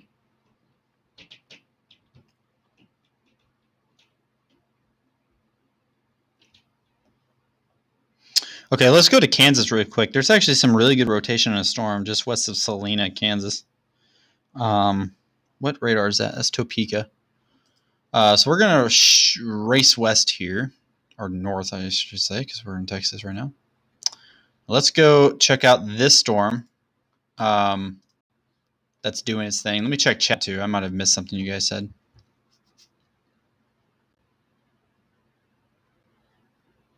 Yeah, I know. I want some pizza again, dude. I had pizza last night. We're going to load this radar here in Kansas. That's looking awfully suspicious. As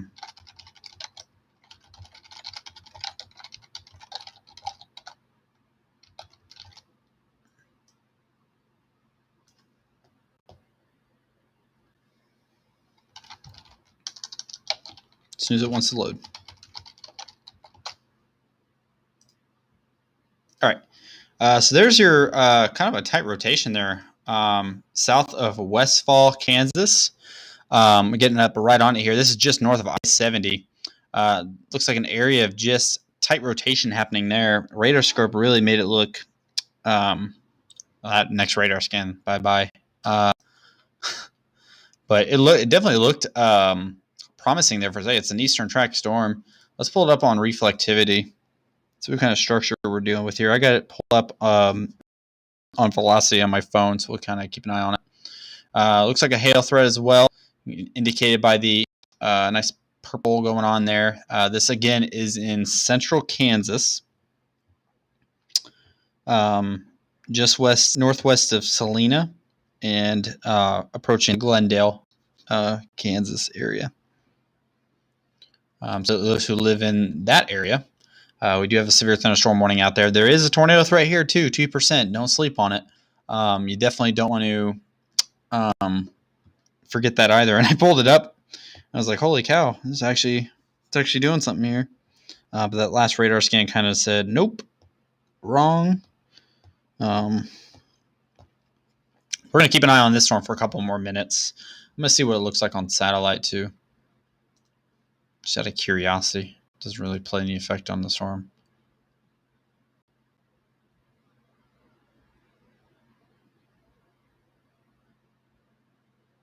There's a whole area of storms that are starting to fire pretty quickly in northern Kansas, southeast Nebraska. So the guy who commented about Nebraska and Iowa, storms are starting to fire up in that area now. So we'll kind of keep an eye on it. Looks like a new severe thunderstorm warning now for this storm, assuming for hail as well. 1 inch hail there, it's quarter sized, and quarter size there as well. Let's go ahead and pull up integrated liquid, see what we're dealing with. And still pretty big hail. I think this is decently far from radar too, so it's probably picking up bigger hail. As you can tell, it's barely anything up here, which is a shock. I'm assuming they're expecting this storm to really go upscale in hail-wise and maybe start dropping something here. But that velocity scan there for a second was interesting. I mean, with the way the storms went yesterday in Kansas, we knew that we were kind of, for those who were tuned in yesterday, we were watching storms in Kansas, and they were, brief, tight rotation on radar, and all of a sudden, boom, it was like dropping tornado. It was crazy.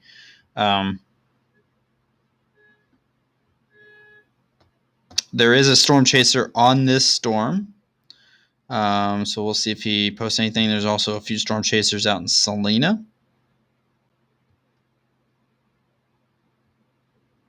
I thought my buddy Marcus was on this storm too. I'm gonna send a message here to my friend Marcus to see if he's on this storm.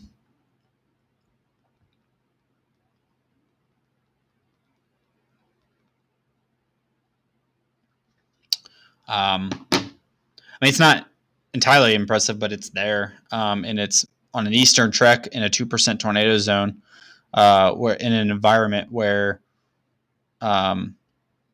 you could put down a brief tornado. It's going through the town of. I didn't catch that. I don't want to zoom back in now. Still west of Glendale. There's also a new severe thunderstorm warning out for Tescott, Kansas, Culver, Kansas. All these for big hail. It's coming towards Bennington, Kansas, also Salina. I think I was saying Salina earlier. Didn't mean to say it's Salina. I know. I'm sure someone correct me on that in the chat. Maybe not. It's Salina, not Salina. So we're kind of eyeballing this storm right here just momentarily. These storms really, they kind of did what they did in Southwest Texas. They really fired up fast. Kind of showing that on the satellite. There is no severe thunderstorm watch out yet for this area, and this is actually only a marginal risk area. However, let's see if they've highlighted this area yet, and they haven't. So,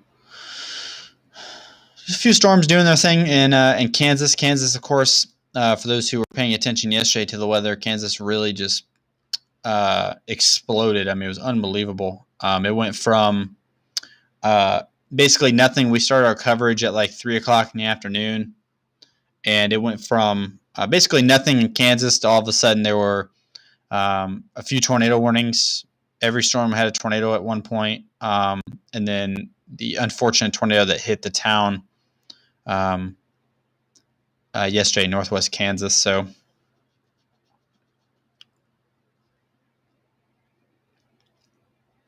yeah, I'm not. I'll pay attention to Louisiana as well, especially with that line of storms booking it through. Luckily, with Radar Omega, it's got this nice orange 20 at the top right, so I know there's no tornado warnings in effect. Through a tornado warning, it'd be red. So I kind of keep looking up here. So as soon as this goes red, I know there's a tornado warning out somewhere. And that's if we get a tornado warning out today. Today is a really conditional threat, only hail and wind, but I'm waiting for that one storm, kind of like what happened yesterday, that decides to do the dirty and cause a mess somewhere. Let me take a look at. For those who are curious, we can also talk about. Let's also talk about the upcoming couple of days while we have a moment. Obviously, we've had a lot of questions about tomorrow and Thursday. Thursday being kind of the bigger day. Don't rule tomorrow out either. Tomorrow's another big day. I mean, there's an enhanced risk tomorrow across Kansas, and it is in I believe, the same area. Pretty close. It's north of Kansas. It's more Nebraska, but we don't want to rule anything out here tomorrow. So let's go ahead and take a look at the Storm Prediction Center's outlooks for tomorrow. Hold on. Before I do that, I don't want people confused if they're just joining in what we're looking at.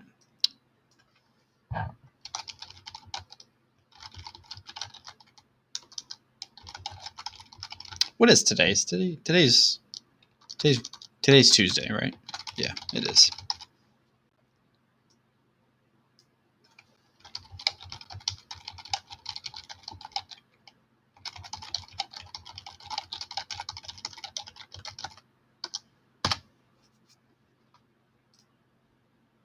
All right. I'm going to go ahead and drop you from here. Let's go ahead and come over here, and let's go to the Storm Prediction Center's website. And let's take a look at Wednesday, which is tomorrow, I guess. So severe thunderstorm threat tomorrow. Okay. Hold on a second.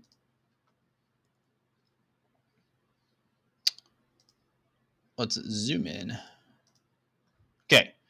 So severe thunderstorm threat tomorrow. You can see the enhanced risk out across parts of Nebraska. For those who said they were driving to Chicago, if you leave Arizona tomorrow, you might be able to shoot east before these storms fire up and get into that safe area over here. So this is tomorrow. Enhanced risk across Nebraska. Slight risk stretching from the eastern part of Wyoming all the way down to the Texas Panhandle. And also don't sleep on a slight risk up in the Northeast either.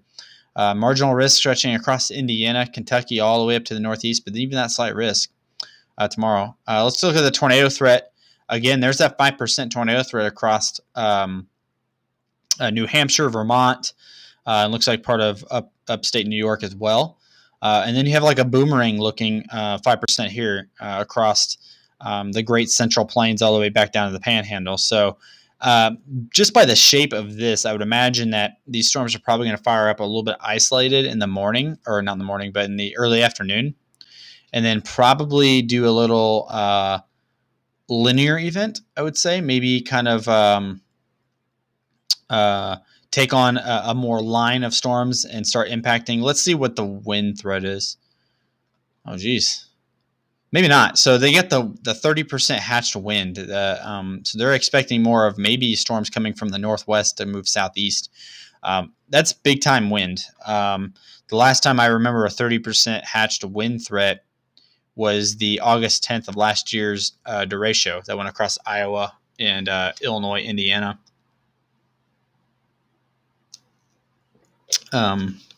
That might have been a 45% hatched hail or wind threat too. Let's look at the hail threat. So you can see the hail threat tucked in there as well. That's 15% hatched, indicating significant hail, probably larger than 2 inches possible, all the way across the Panhandle up to the western part of Nebraska. But of course, everybody wants to talk about the tornado threat. This is the tornado threat tomorrow, Wednesday, May the 26th, in the area. So let me load real quick. Let me get some things moved around. We're going to go ahead and pull up Thursday.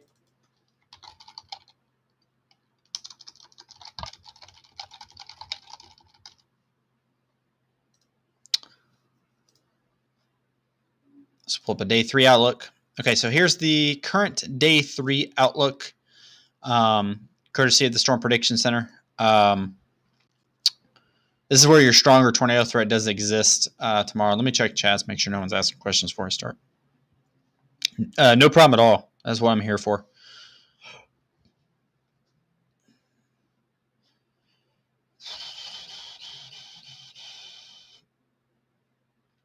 All right, so this is severe threat for Thursday, May the 27th.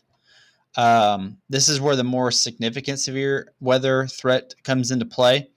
Enhanced risk across Kansas, Oklahoma, northwest Arkansas, Missouri, and then even a slight risk and marginal risk kind of bump into the Ohio Valley, or what's called the Hoosier Alley, Illinois, Indiana. I would not sleep on a tornado threat. Oops, that's not what I meant. Stretching into, especially with that warm front play, stretching maybe even north into Illinois and kind of this area. And of course, all the way back into here as well. But those who live in Illinois wouldn't sleep on maybe a brief tornado in this region on Thursday. We don't have a tornado forecast on day 3. That's only a day 1 and 2 thing. So we can look at the probabilistic outlooks. And there you go. You got your day 3, 30%, and then you have that hatched right there. And I believe that's going to be primarily a tornado and hail hatched. And then you got your hail threat down here as well, tiny area. The same area that's seeing big hail right now. They just keep getting pounded. So your 30% hatched stretch all the way back in the panhandle of Texas, western Oklahoma. If I was a betting man, you'd probably want to start chasing probably in this region on Thursday, and let this get it right on development, produce some tornadoes tucked in there. and then they're going to push that northeast route, that hatch risk throughout the day. And then ahead of that, you have more of a severe threat as well across this region. Missouri, Illinois, maybe getting into Indiana as well. But I'd be more concerned about Missouri and Illinois for those front storms. But the bigger storms are going to be back towards the Oklahoma, Texas panhandle area. And that is Wednesday's outlook. We'll have a better idea tomorrow on what is happening for Thursday, just because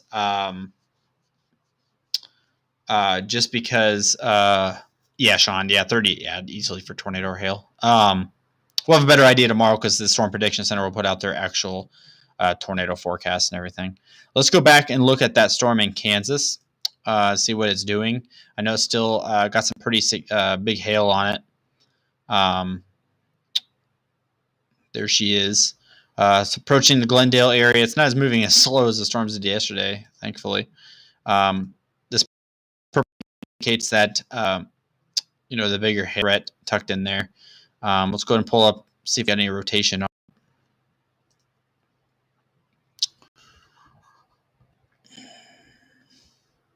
They actually have snow tornadoes, snow-nados, yeah. I mean, they're not actually ruled as tornadoes, but jokingly, it's kind of like a gust-nado, just with snow. Let's mark this severe thunderstorm warning in Kansas. It actually looks like we might have a little bit of area here of tightening rotation southwest of Glendale. And that might be a radar though. Let's pull up reflectivity again so I can see. That could be just radar doing its weird thing. It's not in an area where you would expect to see significant rotation. So southwest of Glendale, just a little bit of maybe a radar thing going on where it's showing that bright red and bright green mixing together. But I'm really not going to say much because yesterday we were having similar things where I thought maybe it wasn't. Maybe it was just radar doing this thing, and then all of a sudden photos rolled in of tornadoes on the ground. So I was like, okay, well, I'm wrong. So something to keep an eye on there. That is due south of I-70. There's 290th Street. Right here's 290th Street. Here's I-70. And then there's that rotation just south of the interstate. We think rotation. I'm not sure if that's actual rotation or not. It doesn't look like it. And then there's Glendale. Going to zoom back out a little bit. Tescott, you're still under a severe thunderstorm warning as well in Kansas. Likely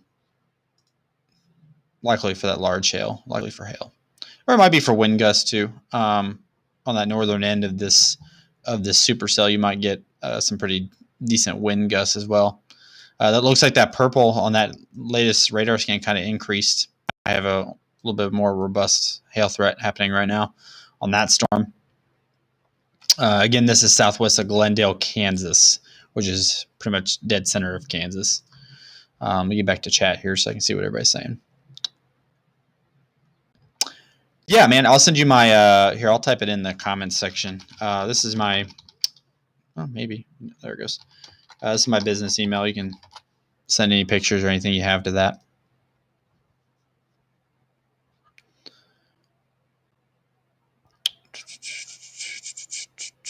Fire tornadoes, yeah. I've seen some videos of fire tornadoes. Those things are nuts. Definitely crazy. Yeah, you got gust nado, snow nado, and then you have fire nados. Those are cool. Definitely not a good thing if you're a firefighter trying to put out a fire, but still pretty cool.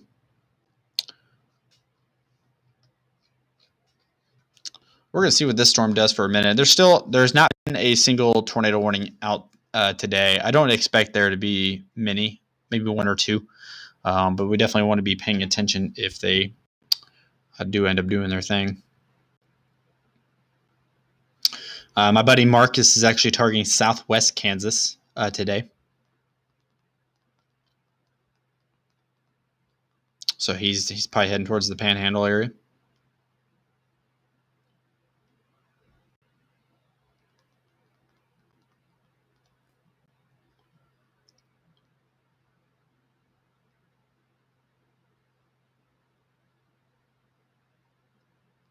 Make sure I'm not missing any messages.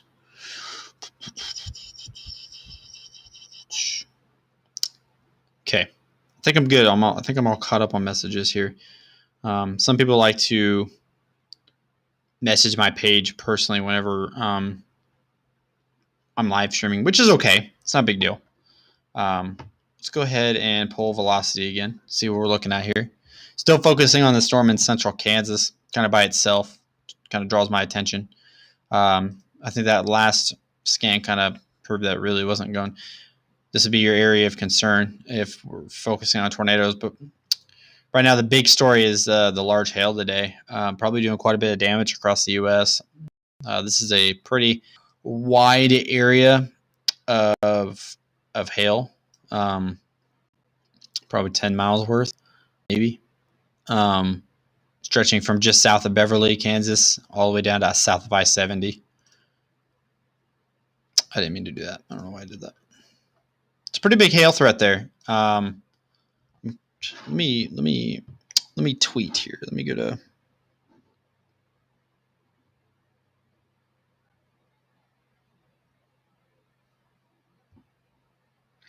Kansas WX. Oops, that's not how you type that. Pull up some Twitter. Oh, for those interested, the tornado yesterday that hit the town of Selden, that was rated an EF1, wind speeds of 110 miles per hour. And I think the big reason why it wasn't going to yeah, that's a good idea, Casey. That's a really good idea.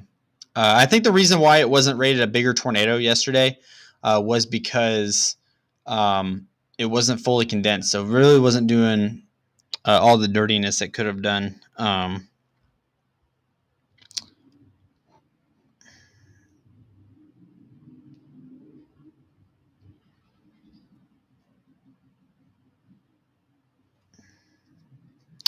right.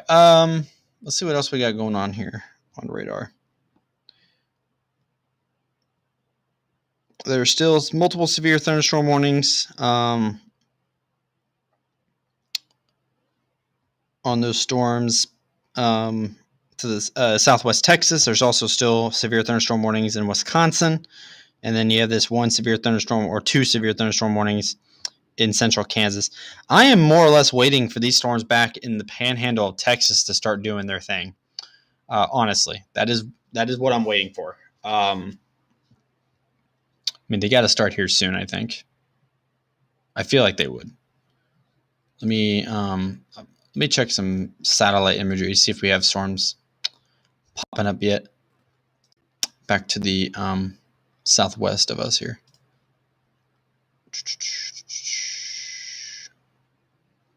If you have questions, feel free to ask myself and Casey Jones in the chats, or taking care of y'all's questions. Yeah, man. Very fortunate though that nobody was injured. We were watching that tornado live stream, and that it was just really unfortunate to watch this tornado go through this town, and sitting behind a computer is just hard to handle. But luckily, nobody was injured, nobody was killed, and it was rated an EF1, 110 mile per hour winds. Definitely, these storms in the Panhandle absolutely are getting a lot of heat. It's hot out there, so we should have some action going up here pretty soon. Fingers crossed. Let me check satellite here. Yeah, I can see a nice area of cumulus. Actually, we do have storm initiation already happening in the Panhandle. I will take you guys. Oof, man, I'm a neck popper, but man. Let's go ahead and take you guys over to satellite. I'm going to show you guys exactly what I'm looking at over here on the COD satellite. So you can kind of see these storms down here. This is how we know that storms are starting to fire up. It's just pulling satellite. This little guy right here. There it goes. Within a few scans, it's already developing that pretty tall echo top. We also want to watch kind of these, this general area as well. Actually, I would even circle probably this whole area right here. In that field of cumulus, want to pay attention to those. We'll probably get some baby storms popping up, and then they'll intensify. That's definitely National Weather Service Amarillo's areas. So let me pull them up, see what we got going here. And you can actually see that storm right here on radar. So it has grown strong enough that you can see it. But it's already got a hail core on it. I mean, the storm's been only up for a few radar scans. Already got a hail core on it.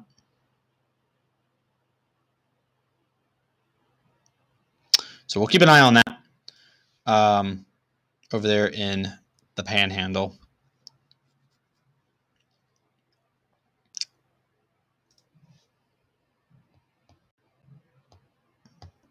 There's a storm report from up north. Oh, it's just a hail report. So let's go ahead and, man, Glendale right now is getting hammered by hail. If you live in Glendale, Kansas, you're probably getting some pretty gnarly hail right now. Actually, let's just go ahead and pull the integrated liquid and see what we got going on here. So it's a little back. It's behind on the update, but this whole thing is just ginormous hail, and Glendale's right in front. So you're probably losing. Well, you might not be losing any windshields. It's not terribly large hail, but you're probably hearing it. I can assure that. Let's go ahead and race down to. I wish there's an easier way on this app that we could race south instead of zooming out. I'm going to go south to Amarillo, and gosh, it takes forever. With time, we'll get there. We will get there. Okay, let's go and pull up Amarillo radar, and this will be the storm that I want to pay attention to today. So you can see it already going up, just west, and it's only been up for not very long. Let's go ahead and put it in play. It's crossing 385 right now. So there it goes, and look, already got purple mixed in with it, showing it's already got a hail core.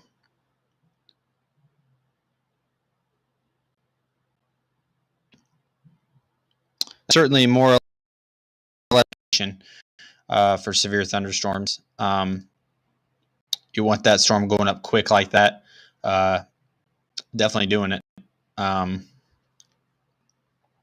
If you guys are just now tuning in, thank you for joining. Severe weather coverage today from the. I don't even have you guys on radar. Jeez. My bad, y'all. Let me get you over to radar so you can see this tiny storm going up. So there's that storm. It's only been up for a few scans. Here, I'll go and put it in play for you guys. And you can see it's already blown up, getting a hail core on it pretty quickly, especially back on US 385. This will probably just based on the radar scans. Let's see what kind of hail core it's already got.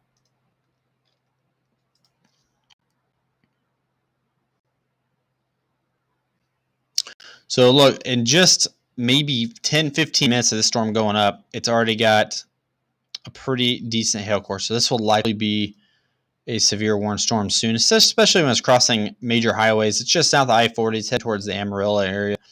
I would expect that to maybe go southeast a little bit as it matures, but it's already got a pretty decent hail core on it, which is crazy. Hi, Rhonda from Alabama. Awesome. Were you near those tornadoes back in March? I was down there for those. I don't know if you were near them or not.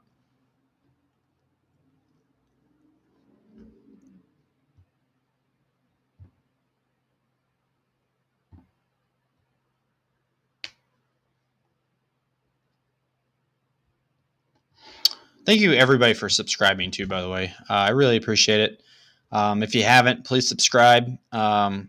Every time big storms are going up, we'll go live, keep you guys updated, especially if you live in the area, you know.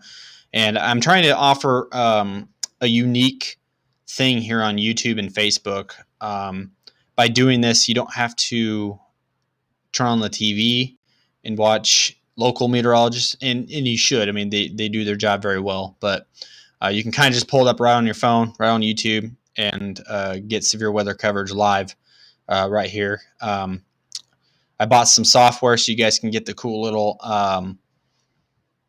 information things at the bottom, kind of like a news channel would do.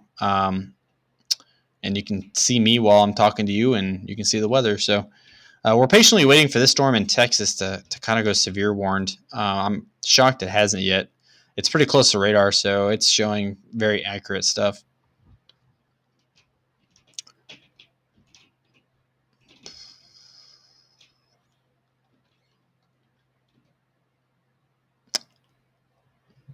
Checking to see if I missed any important comments. I know Casey's on it, so let me look at radar on my phone. There goes the warning. So it just got warned. You'll see the box pop up here in a second. It'll be like right here. So this storm is severe thunderstorm warning. There it goes. That was pretty close. I mean, it was a little bit off, but it's close enough. So this is now a severe thunderstorm warning. This is just southwest of Amarillo. We're going to stick on this for a couple of minutes because this is the area in which we're kind of looking at to be the better chance in producing tornadoes, however, still low. So we want to pay attention to this storm. This is just southwest of Amarillo.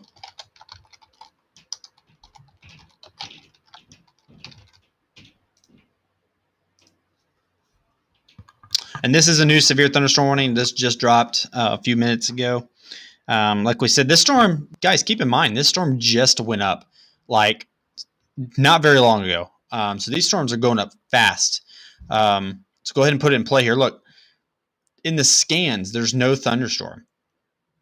So you have no thunderstorm in 7 frames. That's how far back this goes. So in 7 frames, there's no thunderstorm. And then boom, thunderstorm and severe thunderstorm warning, all within 7 frames, which is 15 minutes. So 15 minutes. Oh, it jumped again. No, 15 minutes. Yeah, 15 minutes. The storm went from nothing to severe thunderstorm warned.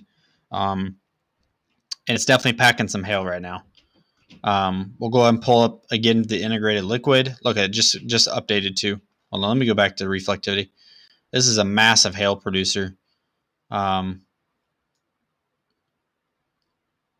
It's going to be on a southeast trek, like I said earlier, as it matures. There's your giant hail just across 385. I'm assuming Highway 385 is probably covered in some hail. There are storm chasers out there on this storm in the Amarillo area, so we'll see what they can provide for us. Let's go ahead and take a look at integrated liquid to see where the more significant hail is located. So right where that purple is, 385, Highway 385, you're still getting drenched in it. And this is going to be moving kind of like this. So Canyon, you got some time, but get ready for some hail. This storm, I'm sure, will stay matured for some time, I'd imagine. I don't think it'll die off anytime soon. This severe thunderstorm warning does include roads, Farm Road 809, Farm Road 168. So I'm sure there's a lot of property, a lot of farmland, a lot of ranches in this area, probably a lot of animals outside. So make sure you protect them as much as you can. You can't really protect the cows, unfortunately, because they're meant to be outside. But the severe thunderstorm warning just went up. The storm just blew up. And I'm interested to see what it looks like on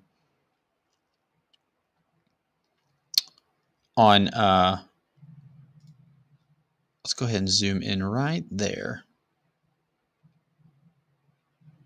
All right, so real quick, let's take you over to satellite, and look how quickly I'm able to get a localized view here. Look how quickly the storm blows up southwest Amarillo. I mean, that is in 10-15 minutes. That is nothing to almost a mature severe thunderstorm dropping some big hail.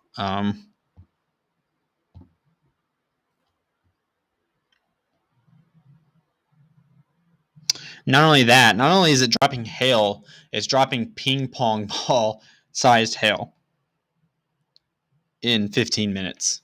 So that is a quickly matured thunderstorm and already dropping massive hail. So let's get you back over to radar here.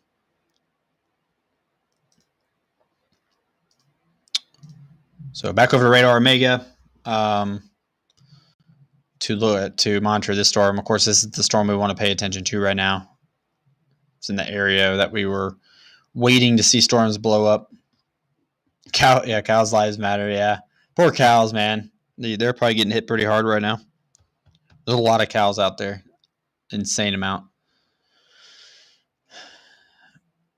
Yeah, it definitely will intensify. We're going to keep an eye on over the next few scans. It just absolutely blew up. Probably one of the quicker storms I've ever seen blow up on radar.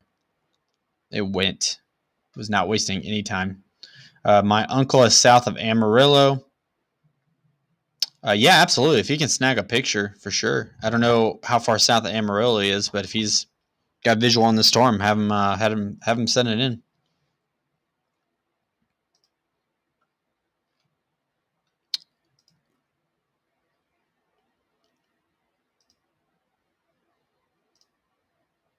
Come on. Looking at a feed from Lubbock, and clouds are building. Yeah, I mean, this whole line of severe weather ranging from Amarillo all the way down to Lubbock is going to be our area of interest. We're going to keep an eye on it. I can actually see little showers popping up northwest of Lubbock now. These are going to be our winners. Storms we want to pay attention to. The storms earlier were just kind of giving us a little tease. There's actually storms forming up south of Lubbock as well, near Big Spring, Texas, where I was last week for those tornadoes. Big Spring, Texas actually was about 2 miles away from a tornado last Monday. Yeah, last Monday. So I'll be keeping an eye on all these storms.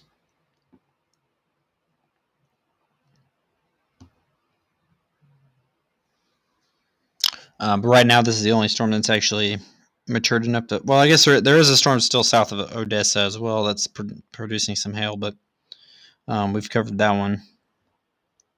I'm going to keep my eye on Kansas as well. A lot of chasers on that storm west of Salina. Make sure it's not rotating or doing anything. Might be a little rotation south of Glendale on that Kansas storm. But we'll keep an eye on it. So severe thunderstorm warning in Texas. This is southwest of Amarillo. You can see the population of Amarillo right there on the map. Didn't have to zoom very far out to get that, so you can definitely see it from if you're living in Amarillo. I'm sure you could see the towering thunderstorm. Just out of curiosity, let's see how high the storm is already up in the air in the 15. That's not right. In the 15 minutes that it started doing its thing.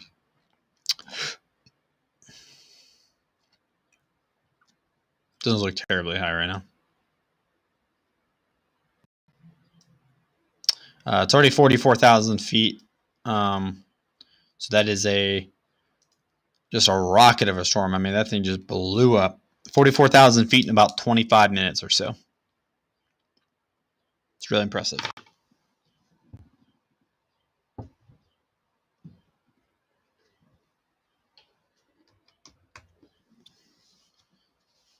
It's making that southeast turn like we expected.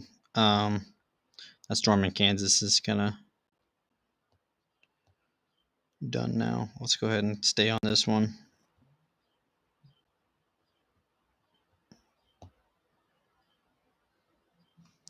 Yeah, we'll definitely keep an eye on this one. See if there's any maybe upper level rotation in it yet.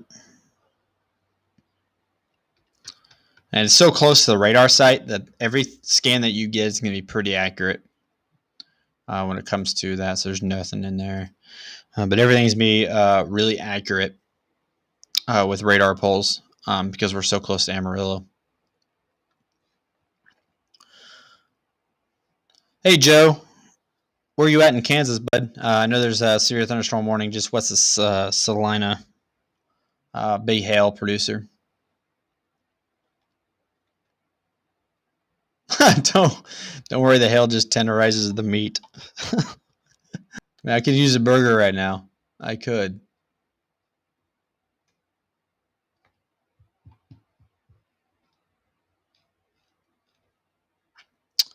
All right.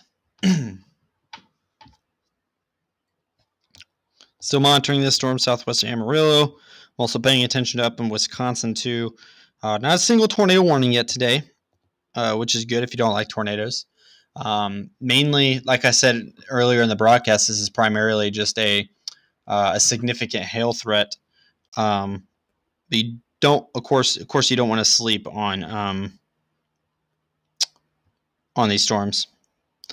Just a reminder, guys, if you're tuning in, you want to keep up to date with all severe weather outbreaks, make sure you subscribe to the channel. If you're on Facebook, hop on over to YouTube, subscribe for me. This way you'll keep you will keep on top of all severe weather outbreaks.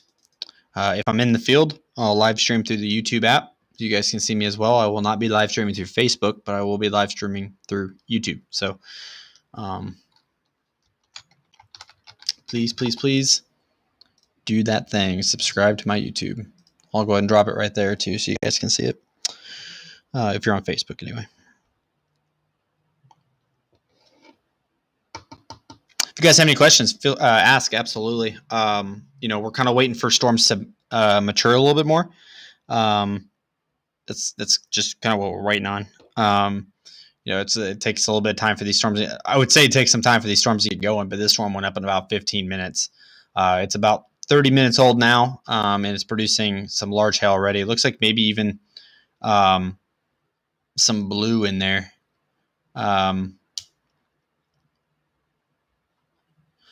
Average account asks is there possible regular significant tornadoes with a storm? No. No significant tornadoes. A regular tornado, maybe like a brief tornado, possibly yes, which is what we're waiting to see if it does. This whole area we were waiting earlier for these storms to fire up because this is the primary for, in my opinion, tornadic activity based on outlooks. But we don't want to sleep on Kansas. There's 2 severe thunderstorm warnings in Kansas right now, or 3 now. 3 severe thunderstorms in Kansas. We don't want to sleep on that. Kansas has been producing some good tornadoes the last couple of days, so they might be, still in. So I'm in Oxford, about 15 miles from the Oklahoma border. In Texas, I don't know where Oxford, Texas is. It sounds familiar. It sounds really familiar. Where do I know that town from?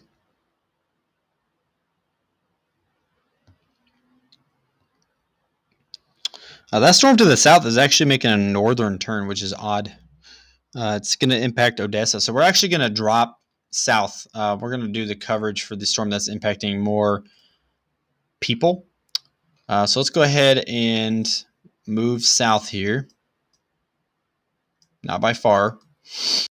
Okay, farther than I thought. There we go. So this storm is getting ready to impact a major city. So we're going to do it real quick. We're going to use the NWS Midland radar. And it should be right there. So an odd looking structured storm. Let me change the thing here.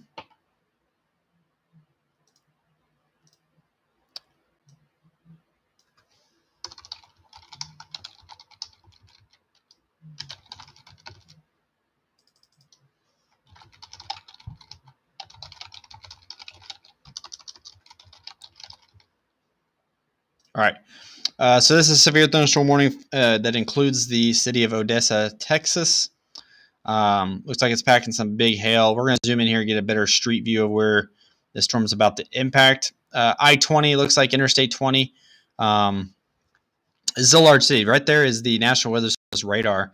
So it's actually that close. Let's go ahead and pull up the hail. So right there is your big time hail. Kind of in like a bean shape, like a kidney shape.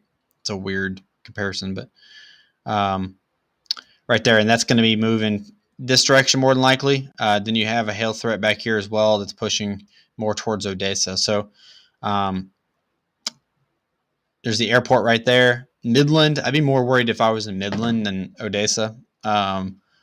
Reason being is because of the path it's taking. However, Odessa, you are under a severe thunderstorm warning. Bring pets inside so they don't get hurt. I would even bring like vegetation, so like plants.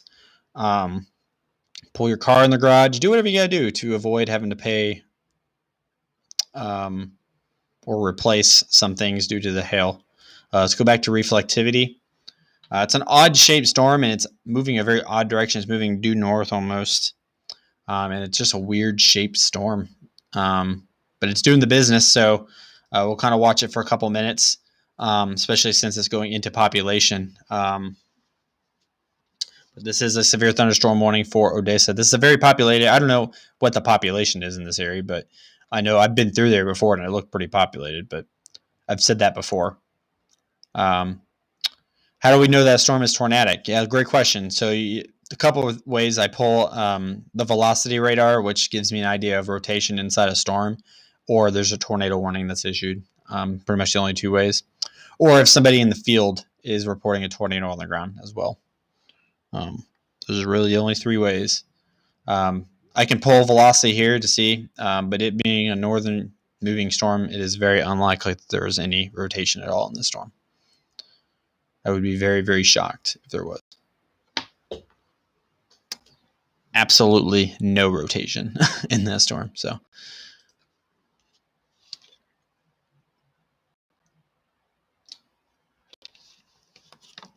if you know anybody that lives in this area, let them know. Hey, about to get hailed on pretty well. Probably some damaging winds in there as well. We can actually pull.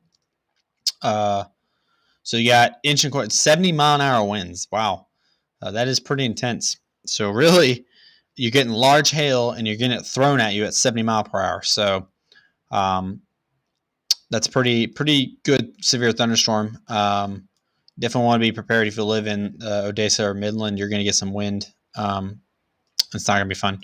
So that could obviously, when you mix together the hail and the wind, you're going to probably get a lot of broken tree branches, just solely based on because you got the hail hitting the trees and then you get the pretty destructive winds. So 70 mile per hour isn't something to joke around with. That'll break some tree branches. That'll do some damage, maybe some shingle damage as well if the hail is hitting it pretty hard. Some dude in Texas chasing a storm, but there is no storm he's reached yet. Okay.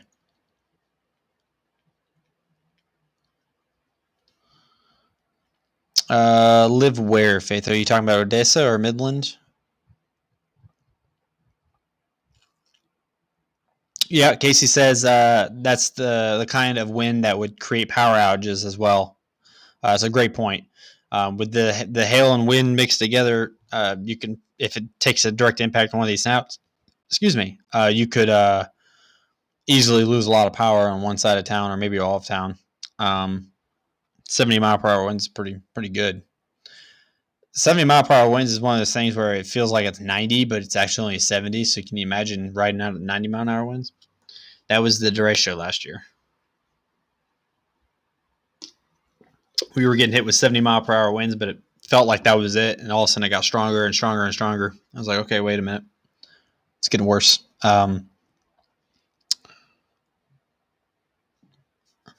Let's go ahead and figure out where this hail core is nearing. See if I can pull up any streets here. Really nothing yet. Looks like maybe a little farm road right there. Just west of State Road 349, just south of I-20. Making its way to the northeast to impact some pretty populated towns. So we'll definitely keep an eye on that for a second. I'm still eyeballing the storm up north near Amarillo as it nears Amarillo. We don't want to sleep on that populated town either. Looks like it might be dying a little bit. Could be getting choked off a bit. So we'll keep monitoring that one. Also paying attention to storms in Kansas. They're starting to form a line a little bit.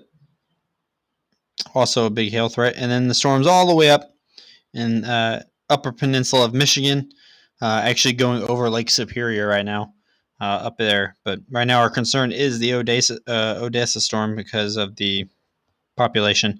And actually on reflectivity, or I'm sorry, on velocity, you can see the magnitude of the winds that are the 10 mile per hour winds, at least according to radar scope. You can see it pretty well. I don't know if radar Mega will really pick it up or not.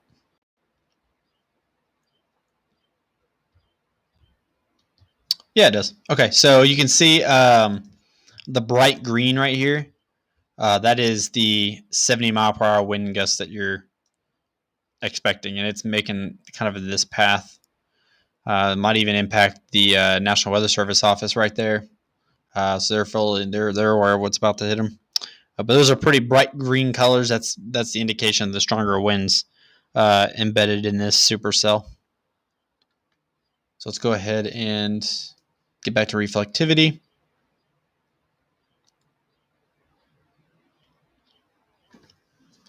If you're driving on I-20, especially if you're driving like a semi, it's going to be a rough ride. I would assume if this continues with its strength and hits I-20, you'll probably get one or two semis that are tipped over. You typically get that out of every severe thunderstorm of this strength, especially when it's entering a populated area, because there's going to be a lot of truck drivers driving between these two towns on I-20. A lot of population, a lot of cars, a lot of traffic, especially when it's 5:30 in the afternoon right now. So this is rush hour traffic for these towns, and they're getting ready to get impacted by a severe thunderstorm. So definitely not the ideal time for a storm to be moving into town, but yeah.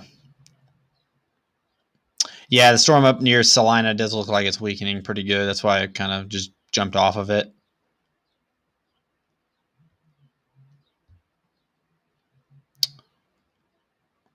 Chasers reporting baseball-sized hail in Midland, probably just outside of Midland, probably tucked in here, south of Odessa. That makes sense. I see some chasers here.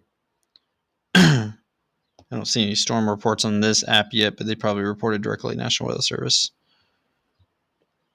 Still packing that decent wind. I mean, look at the hail size, guys. Wow. 2 3/4 size hail getting ready to impact Midland and Odessa during rush hour traffic. That is going to be disastrous. That is, wow, that is not good. Let's go and pull up hail on the thing here. Look at that. Big hail right in there. So you're looking at 70 mile per hour winds. And let's see, what do they bring it to? Trained weather spotters reported baseball. Okay, we just said that. Duh. Baseball-sized hail in 70 mile per hour winds in rush hour traffic. That is entirely not what you want for Midland or Odessa. And it's getting ready to impact the National Weather Service office as well. So yikes, guys. Yikes. Yikes to a whole new level.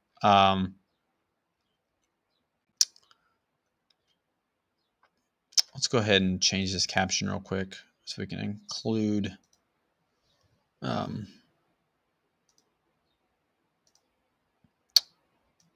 let's do baseball size hail, and actually let's do it this way.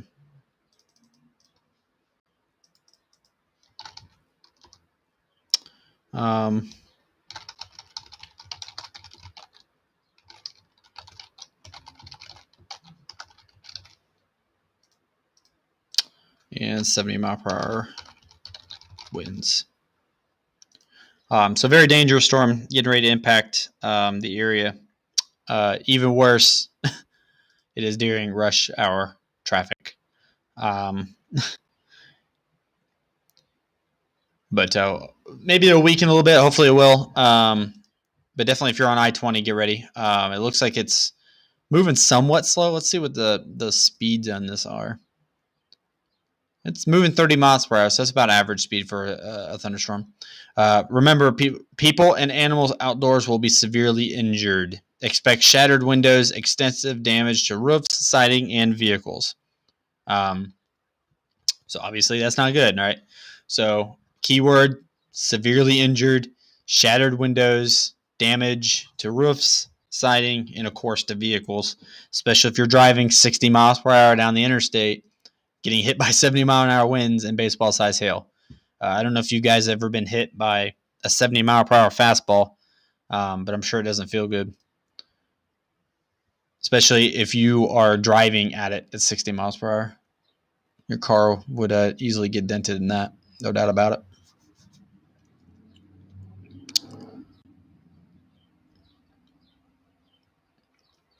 Casey and I are on the same thought process there, like being pitched by a major league pitcher. Yeah. So pretty dangerous storm.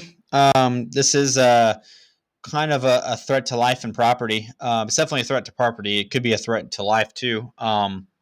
Just solely based on the fact that it's baseball-sized hail and 70-mile-per-hour winds. So in this type of situation with the winds being so strong out ahead of the storm, you might even get some giant hailstones chucked at you even maybe this far ahead of the storm.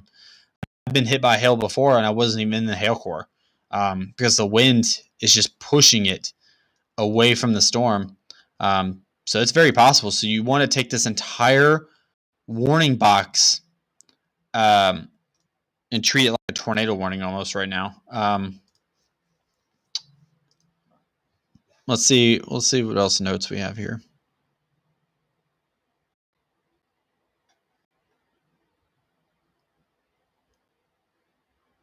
They did note right here, this is a very dangerous storm. That is not wording they use very often at all. At all. They do not ever use this is a very dangerous storm very often on a severe thunderstorm warning. Let's take a look at integrated liquid again. See what we're looking at here. Still just a massive hail core of baseballs being chucked somewhere in there. On top of that, you have, let's pull the velocity scans.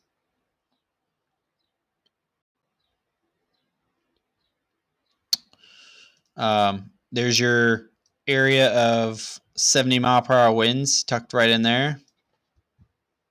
Okay, I guess I didn't want to circle it. 70 mile. Okay, I give up. You see it though. 70-mile-per-hour winds tucked in there. And it's pretty much the same area where this thing is chucking baseball-sized hail. So, pretty dangerous storm. Even the Storm Prediction Center themselves are saying that this is a very dangerous storm. So, you definitely don't want to be outside right now. This is definitely threatening life and property. I wonder if I can change. Can I change the?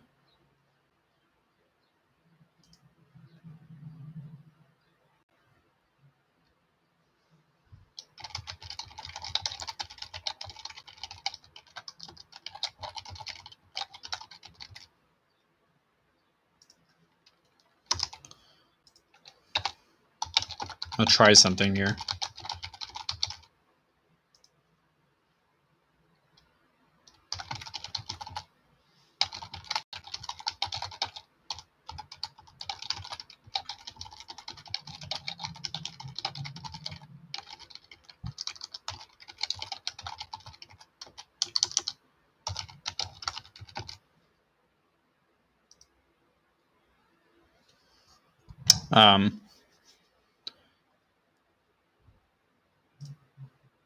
Okay, let's go back to chat here. Sorry, I was updating some stuff here for social media. This is definitely a storm that we need to get pushed out. Yeah,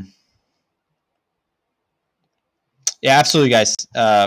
Subscribe to the channel. I'm trying to update every day, all day. We'll be doing severe weather coverage, every big outbreak right here on this YouTube channel. So if you like it, you think it's easy, you think I talk nice, please subscribe to the channel. Show me some love. Casey's a moderator of mine. He brought up some things earlier about starting groups. So you guys can come in the group and we can all talk about storms, and we'll definitely arrange something there maybe before the next live stream.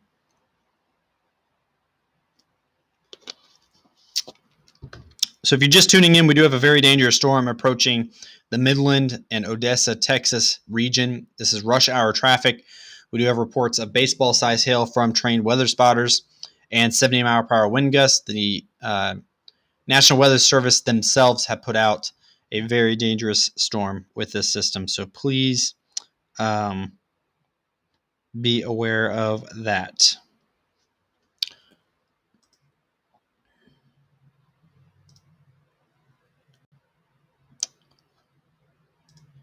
Let's see what else here. Let's see. It hasn't updated in a couple minutes. That's what I'm waiting for. I'm also checking the storms back north as well to make sure we're not missing any action up near the Amarillo area. Just pretty much all severe thunderstorm warnings right now. This is currently the storm of the day, solely based on where it is and what it's doing.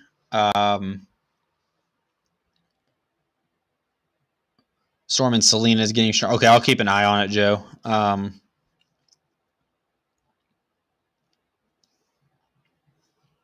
Definitely keep an eye on that northern storm because we don't want to sleep on Kansas too. You know, Kansas has been pretty busy today, or pretty busy the last couple of days. But currently, this is the storm to pay attention to. Again, just solely based on the population, time of day, and what it's doing is chucking baseball-size hail. I think that's still the report. It is baseball-size hail, 70-mile-per-hour wind gusts. This is borderline a PDS severe thunderstorm warning. Borderline. I'm not sure what it takes to be a PDS severe thunderstorm warning, but it's pretty close. But this is very dangerous storm is pretty strong wording. You don't hear that very often from the National Weather Service. So we're going to wait for a decent radar scan here. It should be coming up. Let's go ahead and pull. We did your radar scan a couple minutes ago. Let's go ahead and hail again. I mean, still showing a pretty decent hail signature. Maybe weakening a bit on the hail, but still chucking at least around baseball size, maybe tennis ball size as well.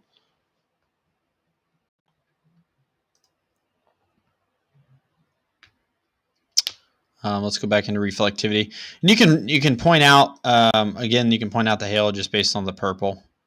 Don't really have to pull it. I just like to pull the integrated liquid to show how big the hail is, because that color purple won't change. Let's go and pull up velocity, see how our wind speeds are doing.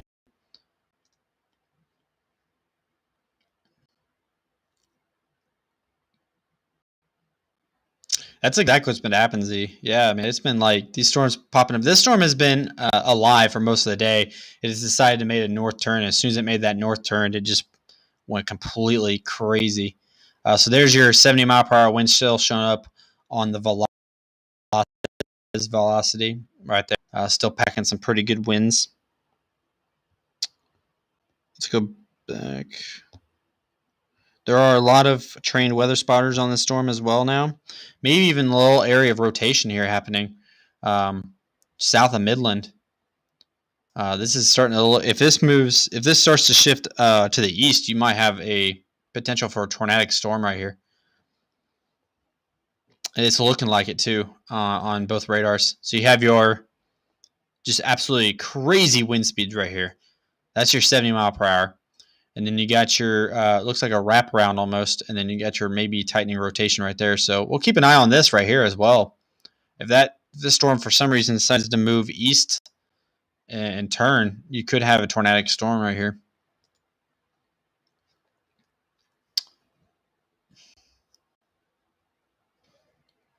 For now, we'll go ahead and turn it back to reflectivity.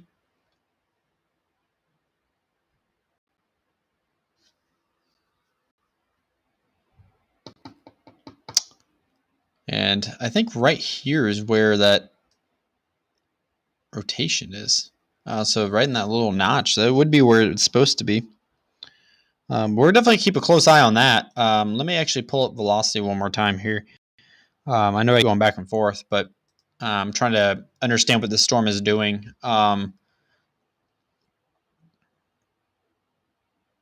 It's definitely interesting because if this storm does shift east, you might have something going on rotation-wise, and it might tighten up a bit.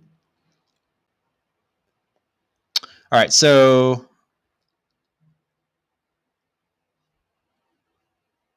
kind of looking down at my other radar too. Radar scope kind of shows it a little bit better. So I'm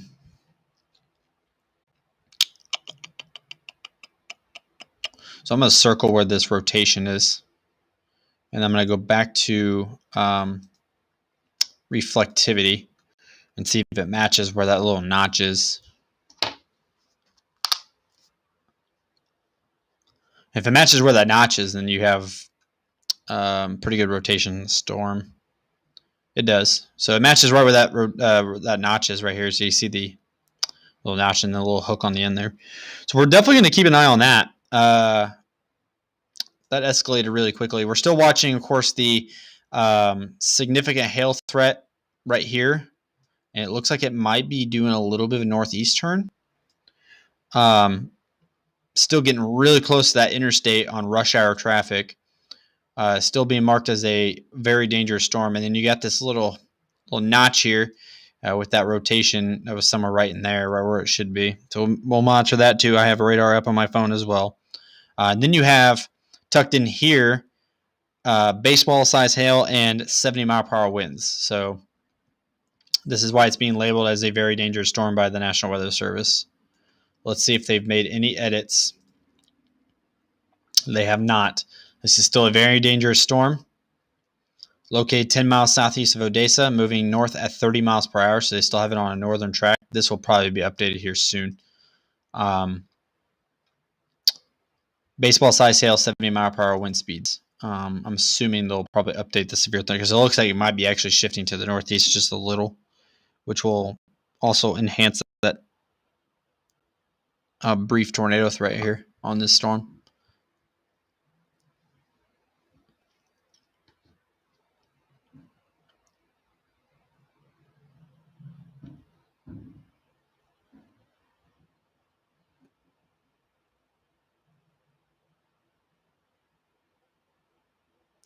I got a message on Facebook. I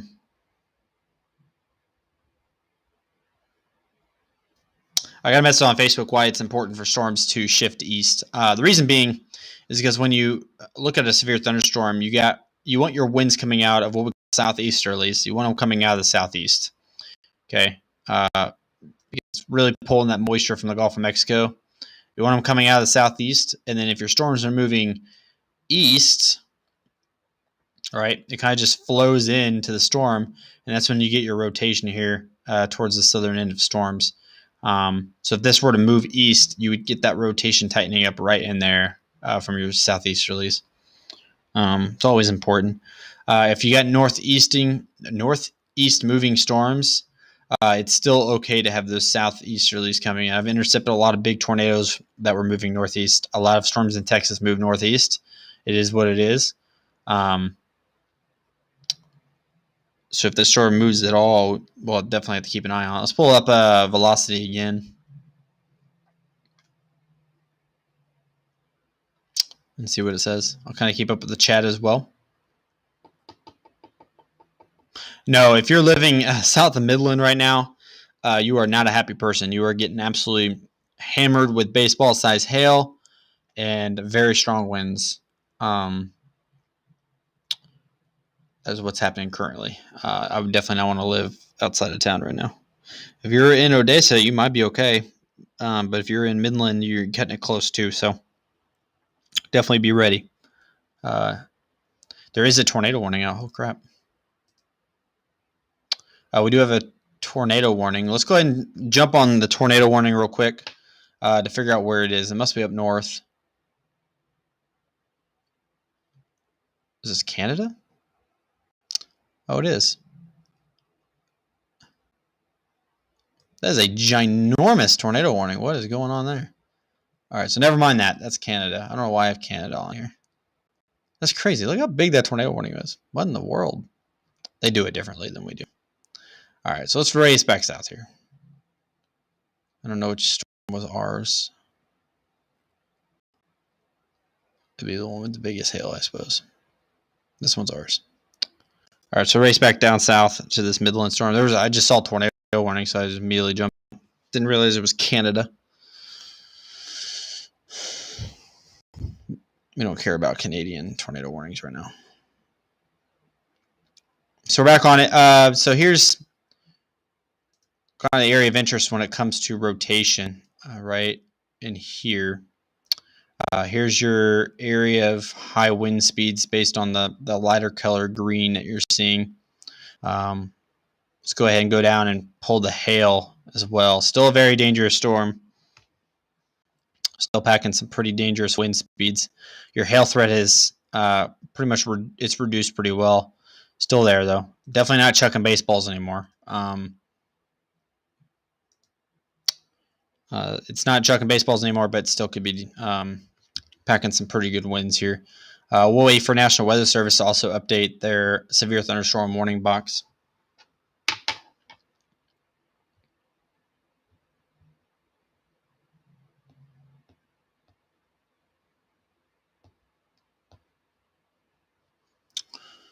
To see if maybe they've updated any notes at all. Come on. Nothing's been updated yet. Still calling for baseball size hail.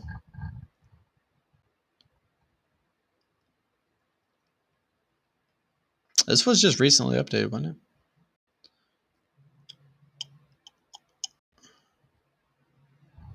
Yeah, this was updated 4 minutes ago. So it's 4 minutes ago. They're still calling for this is a very dangerous storm.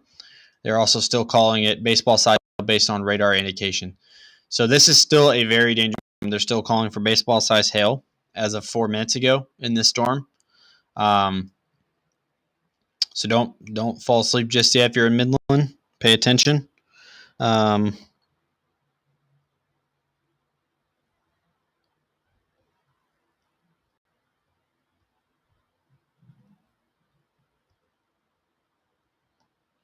Looks like there's the National Weather Service office right there. I just still can't tell. Let's put this in motion so we can figure out which direction it's going.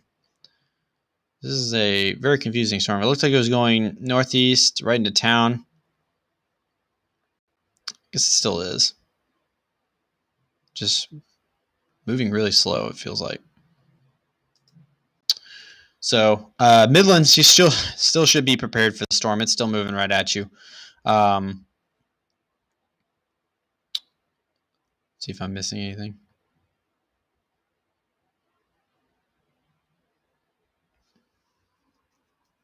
Okay, I didn't know that. I appreciate that information, Derek. Yeah, I didn't know that. I clicked on Canada. It was a huge tornado warning, but that makes sense. Okay.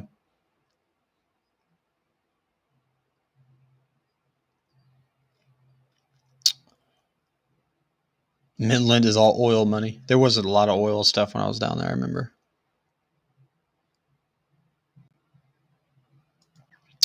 All right, so if you're just tuning in, we do have a very dangerous severe thunderstorm warning that includes the cities of Odessa and Midland.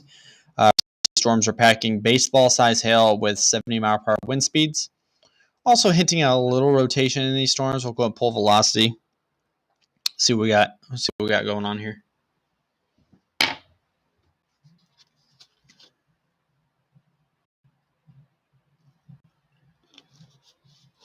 All right. So obviously the area you want to see rotation is going to be right there. Watch this thing wasn't so slow. So right there is the area of concern, but still really broad rotation. Nothing to be terribly concerned about. Maybe even something cycling back here, but rotation is item number 3 on the things to worry about. Number 1 and 2 are the large hail. Actually, I don't want to do. And the damaging winds. You actually see winds maybe starting to approach the National Weather Service office here. A pocket of high winds right there. And then, of course, it looked like the hail was kind of going down a little bit on the size scale. Indicated right there with the purple and pinks instead of the grays and whites that it was showing. It's a little bit less. You're probably looking more like ping pong ball size hail now. But certainly don't want to, stop attention to it because it could still, first off, it could still damage a lot of things. 70-mile-per-hour winds with ping pongs. Ping pong size hail will still do some damage. And it could recycle and start putting out more baseballs too. So, If you guys are watching and you enjoy it and you want to have 24-hour severe weather coverage, be sure to subscribe for me, please. My moderator, Casey Jones, doing a great job today. I appreciate you, Casey. Keeping everybody's questions answered for me so I can look at radar. And looks like the storm is actually starting to tighten up a little bit on radar. But before we get to that, please subscribe to the YouTube channel, guys. I'll be doing live streams during all severe weather outbreaks. So let's get back into the storm. It looks like maybe we have a little bit of tightening rotation if this has updated the same as. Okay, this just updated. So let's go ahead and pull just south of in the Cotton Flat area. Looks like maybe we have a little bit of tightening rotation here.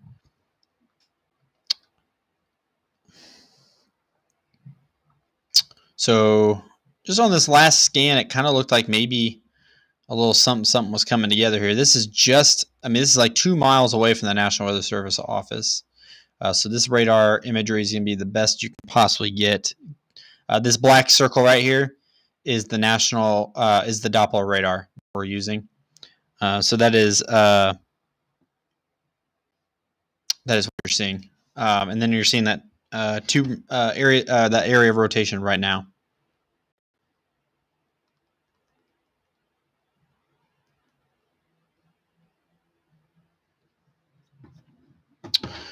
Radar scope shows a little bit more intense. But definitely want to keep an eye on this little area right here. Getting ready to cross Highway 349, just south of Cotton Flat, Texas, just south of Midland.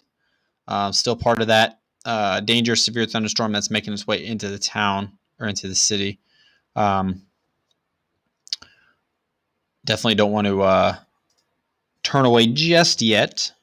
I'm not seeing any significant thunderstorms anywhere else right now. Nothing to panic about anyway. There's actually there actually might be some there might be a tornado on the ground back south. Hold on a second here. Let's go ahead and zoom out real quick. Landing this storm just yet. I want to point out the velocity scan from this storm down here near Marathon. I don't think there's a radar that even picked that up. And we're not going to worry about it right now. It's not tornado warned. The radar scan will not pick that up. Picks it up on radar scope, but not radar omega. We definitely want to pay attention right here. Just southeast of the National Weather Service office with this area right here starting to tighten up a little bit. Let's go ahead, since we got a new update, let's go ahead and check hail size, see if it's still chucking baseballs or not. It actually looks like it has recycled, and it could be chucking baseballs again right here, the white and pinks and the grays. That's your area of large hail. That is right behind where that circulation is. Circulation is about right there. And that is hitting due northeast, Cotton Flat, Valley View, maybe the southern end of Midland. Still some big hail, still a dangerous storm. Let's go back to velocity. Kind of keep an eye on that rotation for a minute. Yeah, radar scope has really good rotation south. Radar scope's almost got a giant tornado on the ground southeast of Marathon, about to go into Mexico. I don't know why radar omega doesn't stretch that far, but that's okay. That is in the open. I don't see any population. So if it goes tornado warned, we'll go down there and take a look. But still kind of eyeballing this storm.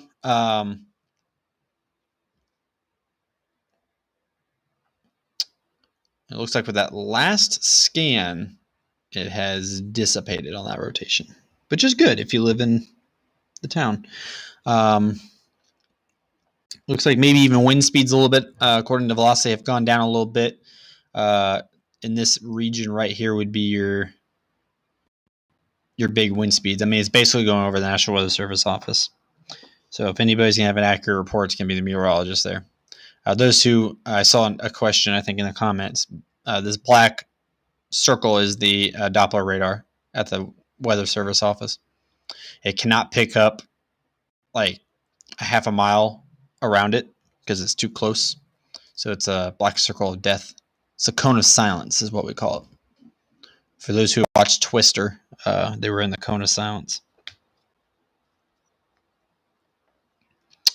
Let's go back to reflectivity real quick. I'm kind of looking down at my phone as well. I'll zoom out just a little too. That's one thing I like about Radar Omega, though, is that you can see the streets. So I can give you exactly what street rotation about to pass. So 5 minutes ago, 6:01 p.m., they still were reporting a very dangerous storm with baseball-sized hail and 70-mile-per-hour wind gusts. And that was radar indicates. So they're still bumping. The last 2 or 3 severe thunderstorm warning updates they've done on this storm, they are still pushing the very dangerous storm. So we're going to go with what they say. We're still going to keep the danger storm nearing Midland, Texas headline out. Baseball size hail, 70-mile per hour winds. It's not something to play around with, especially now that it's 6 o'clock. People are going home from work, and it's now starting to cross I-20. So if you're on I-20, get ready. However, it looks like the worst part of this storm being right here. It's going to take a little bit longer to get to the I-20 since it's pushing northeast. This stuff back here might be, you probably have some quarter-size hail back here too. Maybe some winds, gusty winds pushing northeast, but not as significant. National Weather Service would be more concerned about these back here than the ones over here. All right, let's check some. Z says flights into Midland being directed around the storm. I believe it. I absolutely do. Right here's the airport. Every National Weather Service office is located next to an airport, in case you didn't know. Because they have to launch balloons and everything, so they have to have airspace. Right here is the airport. You can actually see the runway on radar scope. So that's the airport. It's the Midland Airport right there. So Z says their report was they're directing flights. That's probably a great idea. Let's see what else.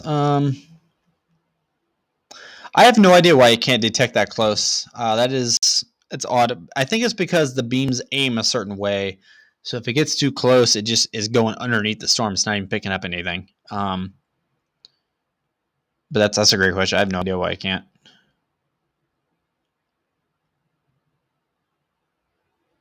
What's going on here? Oh, okay. Yeah, definitely storm. They would not land planes in. Now, a lot of times, they'll land planes in heavy thunderstorms. But when the National Weather Service is putting out this is a very dangerous storm, the airport's immediately going to stop. I mean, they're going to be directing flights around, and likely if you guys have like Flight Radar 24 on your phone, you'll be able to see flights being directed around Midland, probably in a hold pattern somewhere until the storm passes. Definitely not going to be landing planes in a very dangerous storm like this. So let's go ahead and see if they've updated their severe thunderstorm warning. They have not. 6:01 p.m. is still the latest. We're just waiting to see, really. I wonder if this would probably be a good time for me to check Twitter to see if we have any updates. On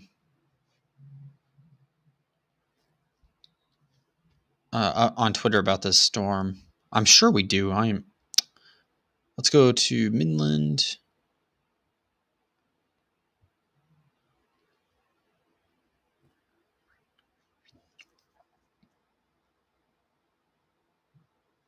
See if anybody's posting any pictures or anything.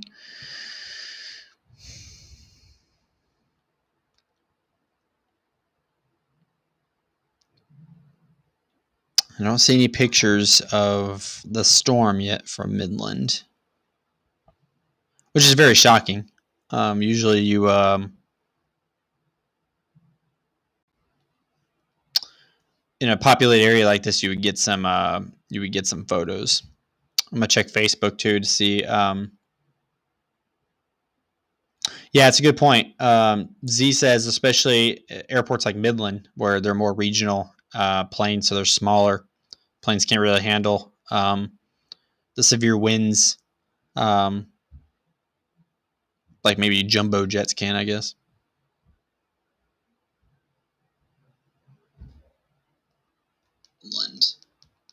That's my live stream. Why am I doing that? I'm not seeing anything on here either.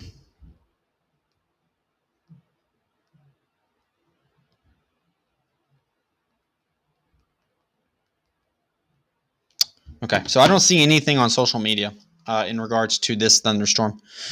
Let's go ahead and see if they've updated the box yet. Nope, still haven't. Usually every 10 minutes or so. We're waiting on to see what the storm's going to do. It actually looks like maybe the hail course is kind of shifting to the east a little bit. Because it was originally like over here, and we thought, okay, it hit Midland's taking the path, but now it's over here. So this whole storm's doing some funky stuff. The latest update said it was still baseball-sized hail at 70 miles per hour. So it's probably still producing some pretty big hail, but now it's kind of on the east side of the storm. It's crazy because now some of that hail is outside that warning box because it shifted east. The hail core did. So now, if you're outside the warning box, like Strawberry, you might be getting hail and you won't even know it's coming if you don't pay attention to the weather. Let's go back to reflectivity.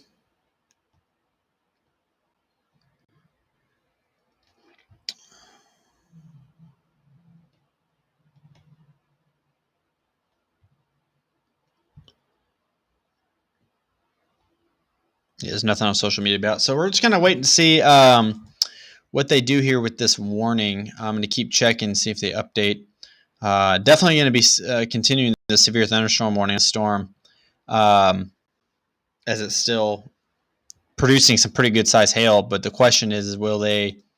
But likely what they'll do is they'll drop another warning, but it'll be kind of over this way, kind of like that. I would definitely, if you're in like Greenwood, Texas, be ready for some big hail. Stanton, I wouldn't worry about too much yet. I was just in Big Spring last week. That's what's crazy. All this area looks really familiar. Let's check the comments here. Bad time to be flying a Cessna. Yeah, no doubt. Looking at a feed from a car south of Post, Texas, and the sky is getting very dark. Yeah. I'm sure if the sunset is hitting this storm just right, I guarantee you're getting some nasty green skies out in front of the storm. Look at that radar update. Jeez. I see right out in front of the storm, you're getting just nasty green skies because that sunlight setting in the west, pounding on the storm. I'd like to see some structure shots from that.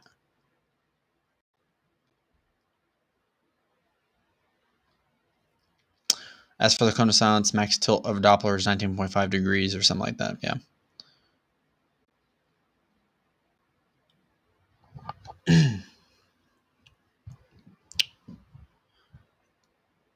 Yeah, guys, help me out. Subscribe. Keep you guys posted as much as I can on severe weather outbreaks on this YouTube. This is the first time I've really done this. I usually just go out and chase them, but I decided I wanted to do more than that. So if you can, help me out. Subscribe to the YouTube.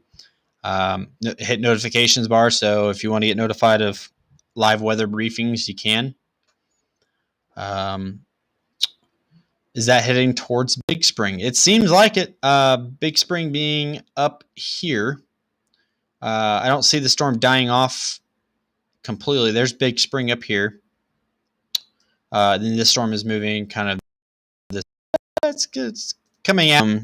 But I'll let you know in about 30 minutes when it actually decides what it's doing. It's been kind of all over the place right now. Let's go ahead and see if they've updated the severe thunderstorm. They still haven't. Jeez. It's odd. Usually they update about every 10 minutes. They've really held out on this one.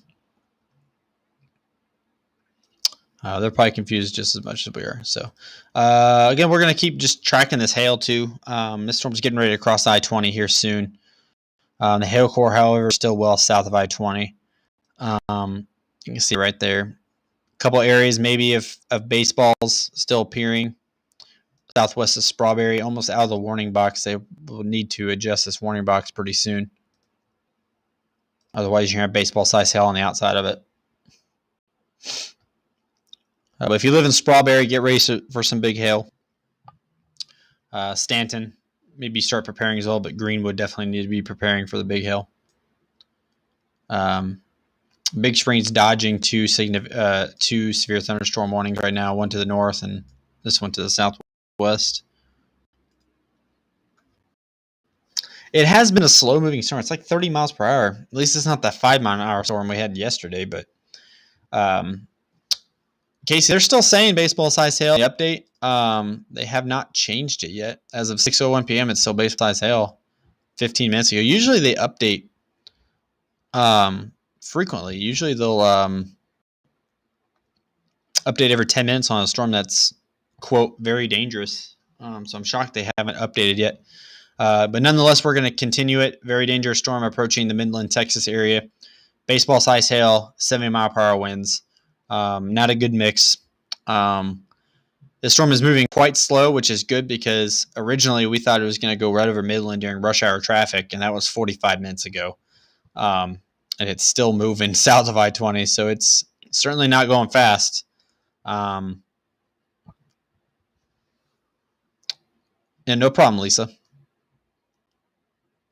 Yeah, Bruno. I just saw that a storm up north of Big Spring. We're monitoring all of that as much as I can, anyway.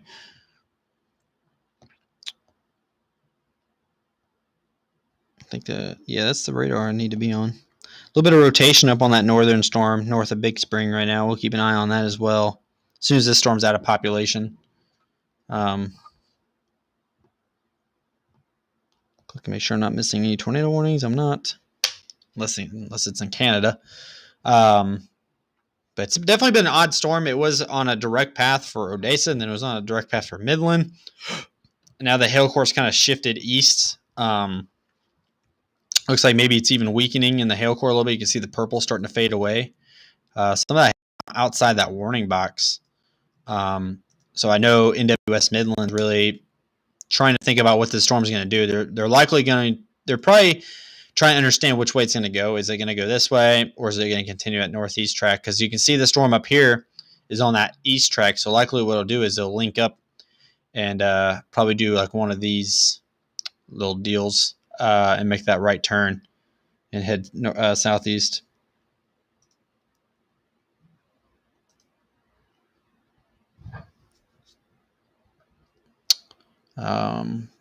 Check the chats. Okay. Yeah, we're still waiting for an NWS update. Actually, I should probably click on it and make sure they haven't changed anything since 6:01. They still haven't. Still the same. So they're really thinking about this one. We'll go ahead and zoom out just a little bit since this isn't affecting so much people anymore. Want to kind of keep an eye on this northern storm as well. It's isolated, doing its own, somewhat isolated. I guess there's some storms up there, but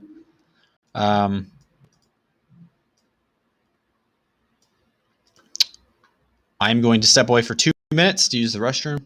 I will be right back in 2 minutes.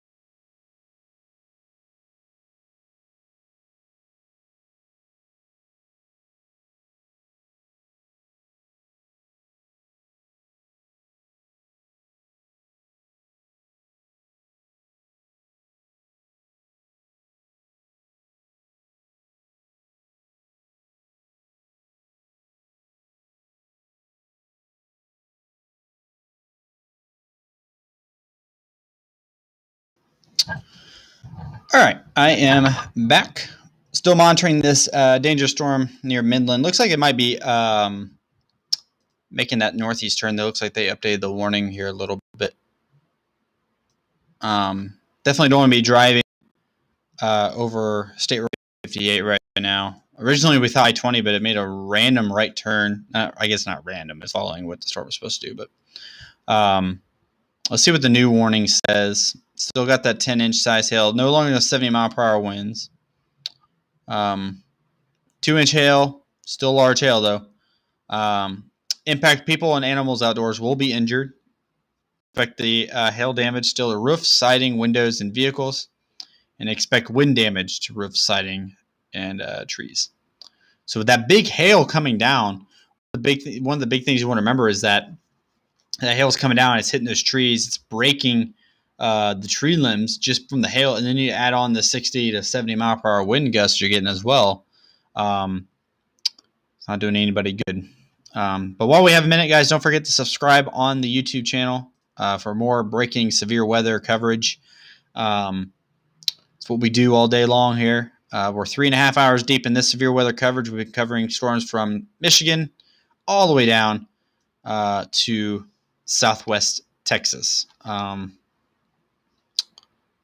So let's go ahead and change this. Let's go to severe thunderstorm warning in Texas.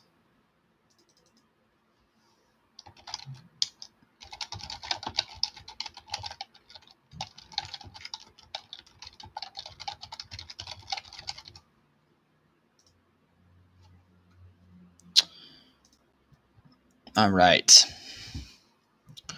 So you, of course, like I just said, severe thunderstorm warning in Texas. This storm does have a history of producing very large hail and damaging wind gusts. Let me get that severe thunderstorm warning thing out of the way. We're gonna go back. We're gonna back north real quick. By the way, was it? I think it was Lisa who lived in Big Spring. You were now under that severe thunderstorm warning. So we'll come back down to you. We'll cover that here in a second. We will not abandon that storm. We are going to rush back north to see what's going on up in the Amarillo area.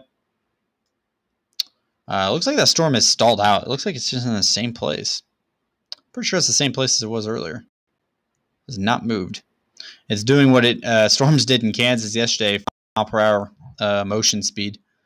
That was a nightmare to talk about because the storm took about an hour and a half to reach a town that was 10 miles down the road. Come on. Trying to connect the Amarillo radar here.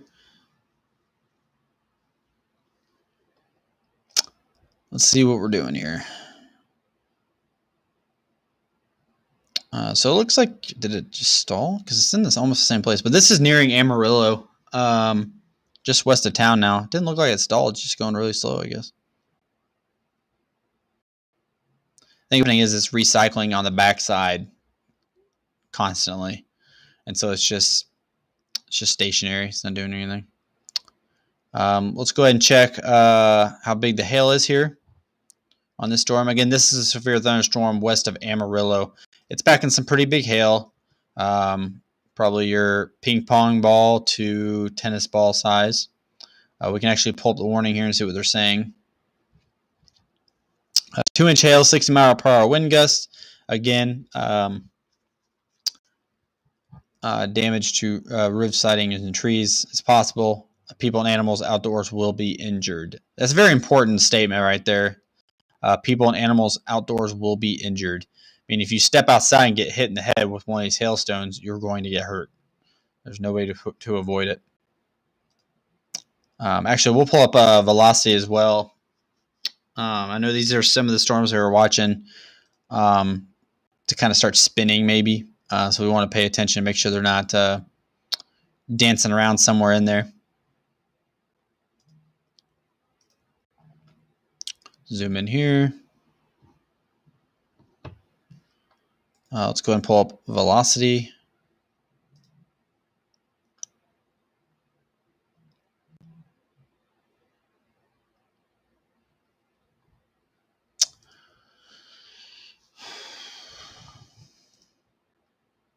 Maybe. All right, so maybe a little bit of movement going around here, right where you want it to be, where those red and greens are starting to flirt with each other. Still nothing significant, no, nothing to panic about. Definitely no tornado. We're going to keep that blue circled to see if it matches with the location on the radar, on the reflectivity, see if it's bumping. And it is somewhat. So a lot of that green you're seeing is probably the inflow. The southeasterlies are feeding into the main mesocyclone. So let's go ahead and cancel out of that marker. So your rotation will be, if it does start to tighten up, will be right in this area. You got your southeasterlies are feeding into it. We call that inflow. Start to create the spin if it does want to do something.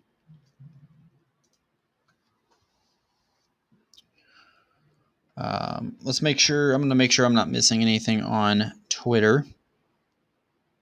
Oh, I need to check chat too. I keep forgetting to check chat every now and then. All right, 100 likes. Appreciate it, guys. You guys are awesome. Some of the best followers ever. Truly proud that you guys are in my chat right now. Thanks, John. I appreciate it, buddy.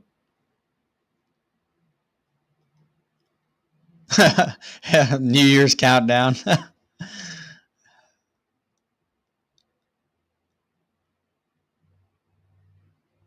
Did I say 10-inch size hail? Did I really say that? That doesn't surprise me. I've been talking a long time.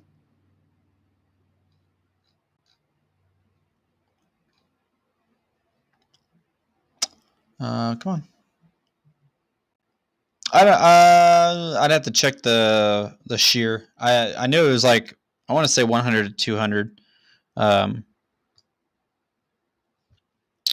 Was the shear in West Texas, which is why we were kind of paying attention to the West Texas region for maybe a brief tornado or two. The environment was a lot more prone for tornadoes over there, tucked inside that, I believe, 3,500 Cape as well.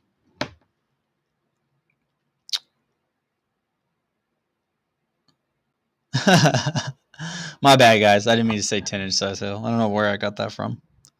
It's been a long day already. Basketball size hail. That'd be a major problem. It'd be a major problem. We would be having a whole different discussion if there was basketball size.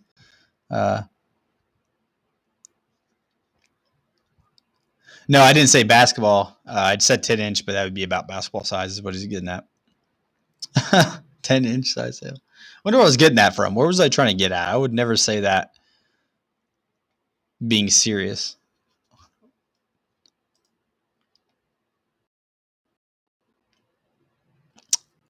Let's pull velocity again, see what she's looking like.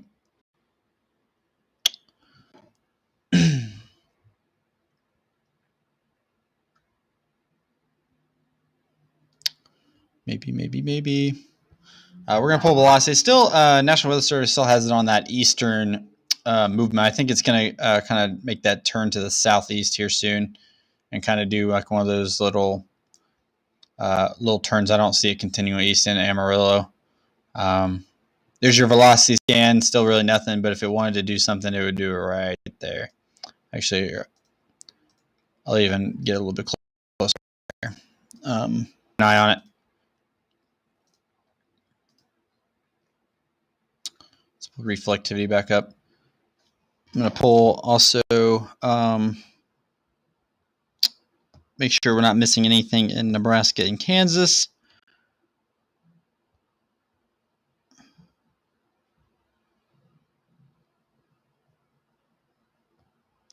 Really what's happening is with all these storms, it's just a corridor of thunderstorms stretching from the upper peninsula of Michigan. And you can even say Canada too. We saw earlier on the stream that a tornado warning was issued in Canada. So you have from Canada all the way down to southwest Texas.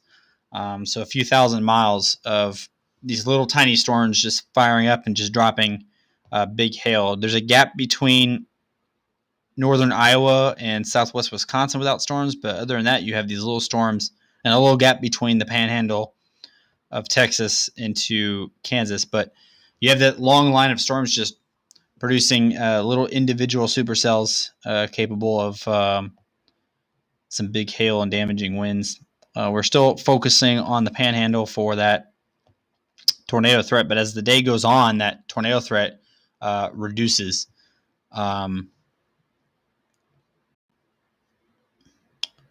So as the day goes on, that tornado threat that we thought we had quickly becomes nothing. All guy can see talks about large hail. I won't even far off the record. No, there's been some big hail reported before. I think that 8-inch hail was what, Wyoming? It was the United States, I'm pretty sure. Yeah, Blaze weather. Yeah, man. Thursday looks good. John, tomorrow could be good too for tornadoes. Thursday being the big day right now. It's going to be a busy few days reporting the weather for you guys. I'm going to drink lots of water and stretch or something. I don't know.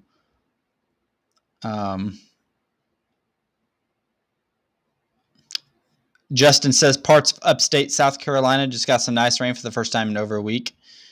That's awesome. I know there's some areas where I live that haven't even seen rain in a long time. I didn't know upstate South Carolina was in a drought either, or as well. Storm probably gonna hit Cannon. Yeah, it looks like it may be making it set. Look at the. I mean, look at the hail core on this. I mean, you know it's big hail when you're getting those purples, and now you're getting those little blue indicators in there. That is some massive hail.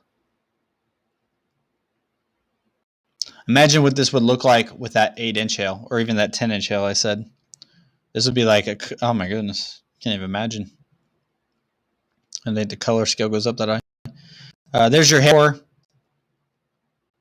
south of I-40, making its way towards Cannon, Texas. But the way this storm's going, with the way all of these storms, I mean, I don't even know where they're going to hit. They've been shifting directions all day. They're moving real slow.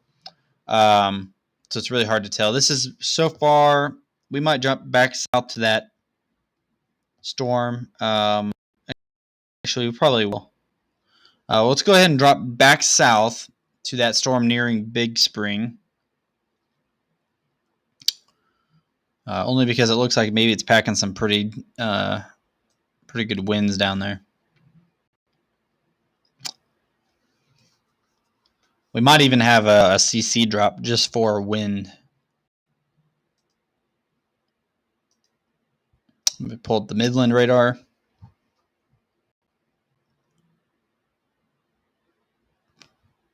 Maybe. New severe thunderstorm warning up here.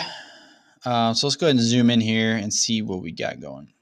Let's go ahead and see what the severe thunderstorm warning is for. Still got the 60 mile per hour wind gusts. Looked like on velocity, maybe there's something a little bit greater in wind speeds, but we're close enough to radar too that it would pick it up. Let's go ahead and pull velocity and see what we're looking at.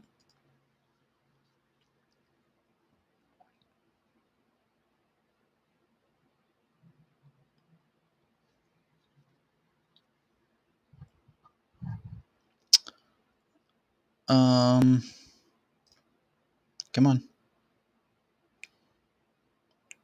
So right here, you can actually see the on velocity scan. You can see the more intense out ahead of this storm. Probably a really nice shelf cloud. Probably stretching all the way down through here. Probably a pretty nice structure. Let's see if there's any chasers in the area. There isn't. Probably a pretty nice shelf cloud out ahead of these storms. There's your more intense wind speeds, like I said, right there. Probably trucking close to 65, 70 mile per hour. Moving towards the Forson area. Big Spring, you're okay for now. We'll keep monitoring it. I don't know which direction this plans on going. Go ahead and pull hail side well from the storm. We'll even pull echo tops too. Why not? So there's your hail. Man, Big Spring, you just missed. Big Spring might have got hit by some pretty big hail. Either that, you just missed it. Here's an area of decently sized hail. I think it's doing like one of these. So I'd be more concerned if you lived in Forson, just southeast of Big Spring. Let's see how tall this storm is, shall we? Taller the storm, the better.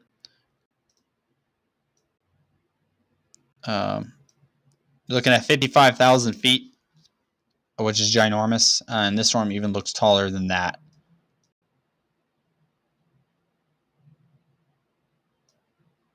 58,000, 59,000. So 59,000 feet on some of these storms is absolutely incredible. Let's go back to velocity. Let's turn off microscope.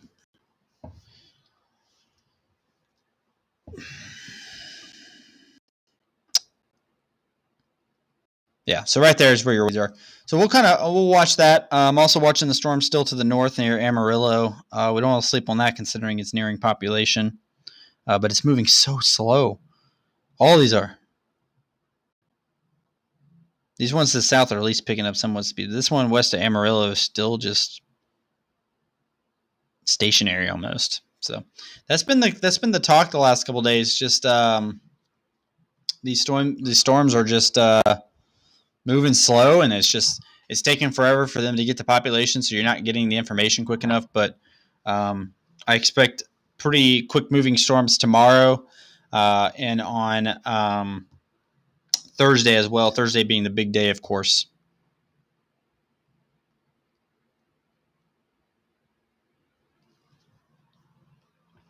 And the sun will start to set here in West Texas pretty soon. Oh yeah, pointing out. Yeah, this is a picture I took in northern Illinois, July 15th of last year. It's a supercell picture with a lightning bolt that appeared on the left side near Watseka, Illinois. I took that picture. It was an easy chase because it was only about an hour down the road from me.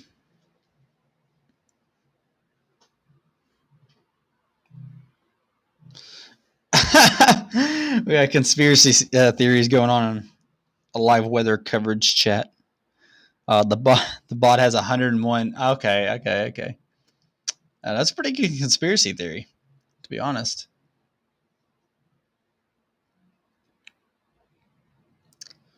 But absolutely, guys. I mean, like I said, I've said this all day, but I'm gonna say it again for people who maybe didn't hear. But please subscribe to the YouTube. It means a lot to me. Something a little bit different. Usually I just go out and chase storms. That's all I've ever done. But I'm starting to do this platform where I want to do more live weather coverage, mostly because it's a lot easier for you as a viewer to watch live storm coverage if you can just get it on your phone and stream it through YouTube or stream it through Facebook, wherever you're watching from. It is a lot easier for you to do that. So that's why I do it, because the number one goal is severe weather coverage. We want to make sure everybody understands what's going on with the weather. Maybe you don't even live in the area. Maybe you just want to see and have a chat and a conversation. I mean, I've seen the same people the last couple of days just having a conversation. I love it. Maybe you're just here to talk and to talk weather, and that's awesome. I'm glad you're here. If you want to stay here, subscribe to the YouTube. My goal is 1,000 subscribers before the end of the month. It's pushing it, but we got a few days left still. Maybe we can make it, especially with some big events coming up. So if you can help me get to 1,000 for the end of the month, that'd be fantastic. I would kiss all of you if I could. Obviously, I can't. But let's go back into the storms. Keep in mind, there is still a severe thunderstorm watch in effect for this area, as well as for parts of the Midwest. I'm actually going to jump on the Storm Prediction Center website. I want to see where all the severe thunderstorm watches are, if they're still active. And they are. Check out any mesoscale discussions. There's still a ginormous severe thunderstorm watch for the panhandle of Texas, and storms are yet to really get going down there. I'm thinking what's happening is that these storms may form after sundown. If they go tornado warning, we'll come back into the live stream. So I'm going to pull up satellite right now on my other, and I don't see a lot of action right now in that part of the panhandle. There's some storms maybe developing, but really Amarillo and then Big Spring are the two big storms right now, and we're looking at them. So we're looking at one of them. So, but like I said, guys, subscribe so I can keep you all updated. And like Casey just said, we've got a Facebook page that we're or a Facebook group. Sorry, Facebook group that we're going to start here soon. Honestly, Casey, if you wanted to kick that off right now, you could. We're going to start a Facebook group. Everybody can get invited. You can come in. We can all chat. You can talk and everything. Post some memes. I don't care what we do. Of course, anything you can help towards the channel. A subscription is enough for me. But of course, I always accept donations to help run channels and even chase in the future too, so I can live stream chases. Like Casey just said, the reason why I'm trying to aim for 1,000 subscribers on YouTube is because you can't monetize your channel until you get to 1,000. So I can't make any money on everything I do right now is my own time in my own pocket and on my own money. So the goal is to get to 1,000 for the end of the month. So going into June and especially going into hurricane season, I can get live streams out of hurricane updates and landfall updates, and maybe even get paid to do it.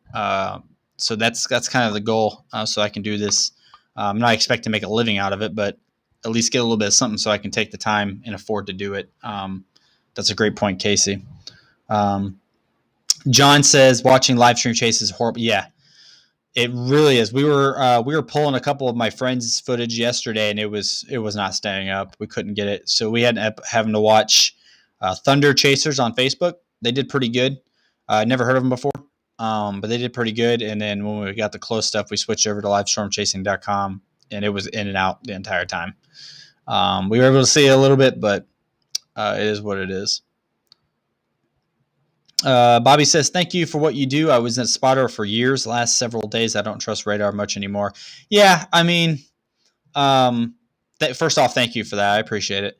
And radar, there's been a lot of funding cuts to the National Weather Service as well. There's a hashtag going around called hashtag fund the National Weather Service or fund the NWS because a lot of funding gets cut at the government level. So it happens. And so with that, radar repairs sometimes take longer. Radar updates take longer. So you get those somewhat crappy radars. And yeah. G Notes 85 just sub. Got to root for the underdog. Man, I appreciate that. I love being the underdog. Being an underdog is fun because when you come out winning, it's a shock to everybody. I love that. I appreciate it, brother. Justin said we can help. Man, I really appreciate that as well. Really appreciate it. Anything helps. A subscription to the channel helps. That's enough for me. I really appreciate you guys. Let me make sure I'm not missing anything on weather. I love talking to y'all. I really do. Talk about anything. That storm southwest of Amarillo is still in the same place. So it's producing some pretty decent hail, and there's a lot of chasers on it, but they're going to be sitting there a while because it's not moving.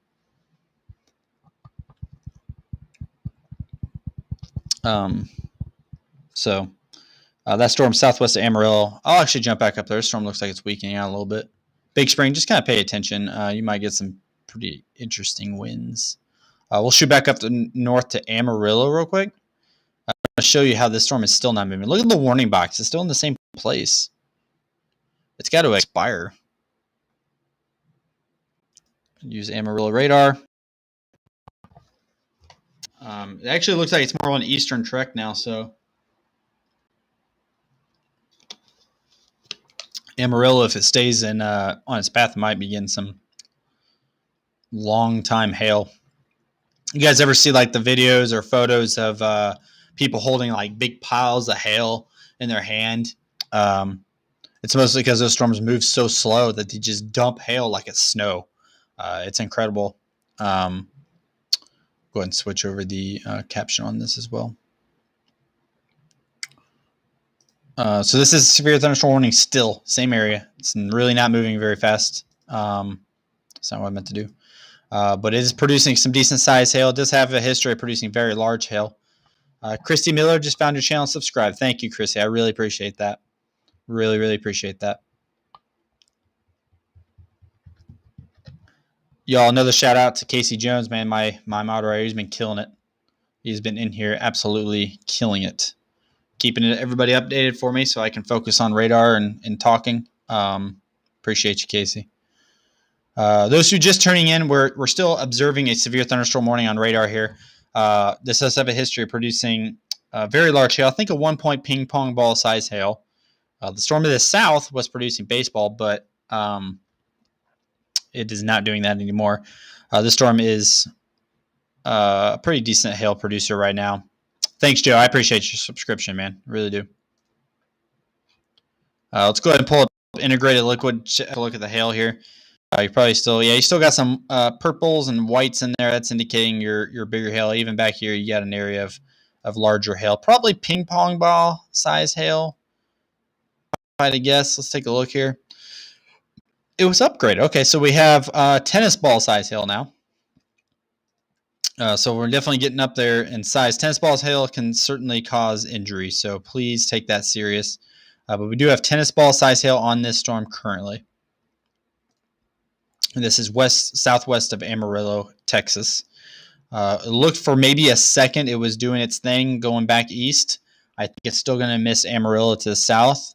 If it ever gets there, it's moving very slowly. There's nothing on velocity to be concerned about. The storm is really not rotating. At the surface, anyway.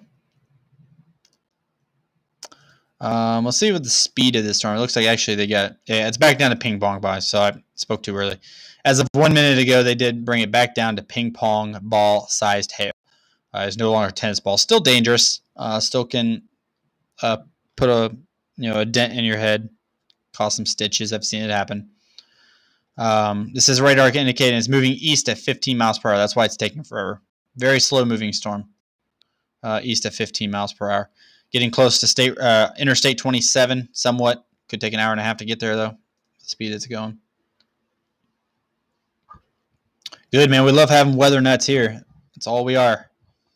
And those who want to keep track of what's going on with the weather, of course, we've had people in here that have been not weather people at all, but they're just afraid of the weather and they want to know what's going on. So the whole purpose of this channel now is outside of providing extreme weather footage, which if you go back to earlier videos of mine, you can see some close-up tornado footage from this year already. But the goal now is to also provide some live streams, live chase updates. But yeah. Kim Twister, I appreciate it. New subscriber. That's awesome. I love that picture of yours too. It's a beautiful tornado.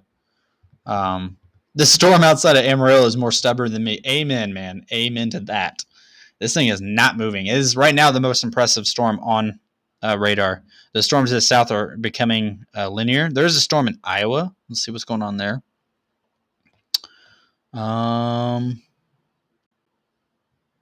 It's not that impressive. So that's the thing about these storms is that this one being the nicest storm right now is the closest to any population. But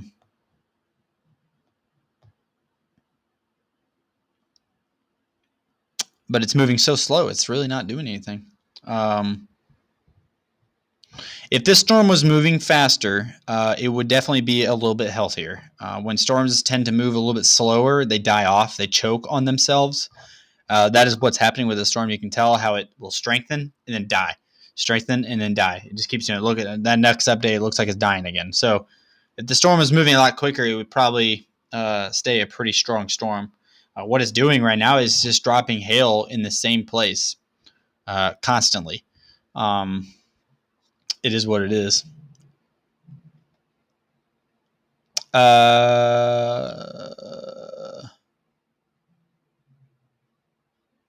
Yeah, I do cover multiple weather things. I don't cover just tornadoes. I love tornadoes. It's my favorite thing, but I do cover hurricanes. I'll cover wildfires even though wildfires are very difficult to cover because there's no clear radar. But if there's a significant wildfire going on somewhere, I'll show you guys some pictures on Twitter. Hurricane season is right around the corner. That's going to be a busy time. We do have a few potential severe weather outbreaks with lots of tornadoes this week. So we're going to stay busy, y'all. We're going to stay really busy. I can see the storm northwest of Canyon. Oh, where'd it go? On a TV website. Yeah, probably a news channel has got it going. It's probably just a lot of dark skies. Keep in mind, there is still a severe thunderstorm watch out for this area. I believe this one goes until 11 o'clock Central Time, 10 o'clock Eastern. So severe thunderstorm watch is out for that long for a reason. So, there might be some more storms that pop up south, but right now, nothing impressive. Looks like a very low tornado threat. So likely, after I answer a lot of these questions, I'll probably log off for the night. Prepare for tomorrow and Thursday. I need to save my voice because it's going to be I would not be surprised on Thursday, at least, to have a longer than 6-hour live stream. Unless storms go up later in the evening and start doing their thing and dissipate really quickly. But I have a feeling it's going to be a very long day because the first hour or so will be just filling everybody in on what's about to happen. That's if I'm not in the field. I plan on being in the field. If I'm not in the field, it'll be a very long day of talking. Hope you guys can be here for that. John says he'll be here. Fantastic, man. You want to be here if you know people that live also in like Oklahoma, Kansas, all the way up to Missouri, even Illinois. Make sure that they're tracking the severity of Thursday. So far, it looks pretty good. Make sure they're tracking that. If you need to send them over to my channel, send them over, have them subscribe, and then we'll go live and we'll be talking. Yeah, Casey makes a good point here. Casey says when we get the Facebook group up, you will all be able to contribute your photos, videos, and input on storms local to yourself and others. I'm looking forward to getting it set up before tomorrow's stream. Yeah, we'll get that set up. Basically, what we'll do is we will. If you guys get here tomorrow, we'll just kind of add the link into the chat. But the goal will be to, I can even keep you updated on when I'm about to go live as well. So you guys aren't waiting for a notification. I'll tell you guys, hey, I'm going live at 3 o'clock for today's severe weather outbreak, et cetera, et cetera. So you guys can stay on top of that.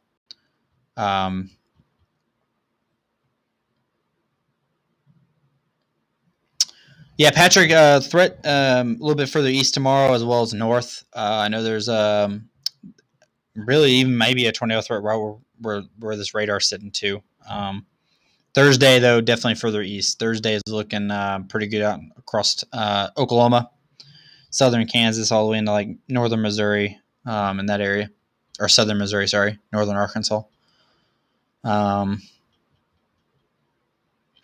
I wish I had your job, Z. I'm just kidding, man. Good for you. I mean, that's good for you. Watching and optimizing the power grid. Interesting. Wow. That is an interesting job. That's I'll have to hear more about that. Joe says he'll be tracking the Kansas storms tomorrow and Thursday. Fantastic. I'd love to have somebody out there that we if you mean in the field, if you just mean tracking on your phone, that's cool too. I love having people in here that are paying attention because sometimes, I'm looking at Amarillo or radar, and next thing you know, there's storms firing up north. I'm paying attention. Somebody yesterday caught that tornado up north. It might have been Casey. I don't remember. Somebody said something about tornado on the ground up north. I wasn't even paying attention. That tornado ended up going through a town later on in its lifespan. So we're glad somebody said something because I would have missed it. Probably. Eventually I got on, I guess, but for sure. Put this up another time here. Make sure if you guys are new to the channel, subscribe, get notifications. So whenever severe weather outbreaks are occurring, you can get a live stream live weather coverage free of charge on the YouTube app, of course. You do not have to pay to get this coverage, so that's why it's amazing. You have to pay for your TV. So it's just free weather coverage. You can't pass up on that. There are days maybe I won't be able to live stream for whatever reason. I'm in the military, so I got training. I'm a father, so I have my kiddo here every now and then. So might be some days where I'm not live streaming, but that's going to be the good thing about that Facebook, that group that we're going to create. So that way, if I'm not going live during an outbreak, I can still keep you guys posted with pictures and et cetera. But that's a really good idea. Casey brought that idea up. That's genius. Yep, absolutely. Absolutely. My job involves working with TV news and weather personnel remotely from an operations hub. Interesting. Really interesting. What exactly do you do? Like, what involves working with? Is it like by operations hub? Do you mean like a producer, almost like a news producer on your PC? Okay, awesome. Yeah, I'd love having other eyes on radar, so that if I miss something somewhere else, someone else can pick it up.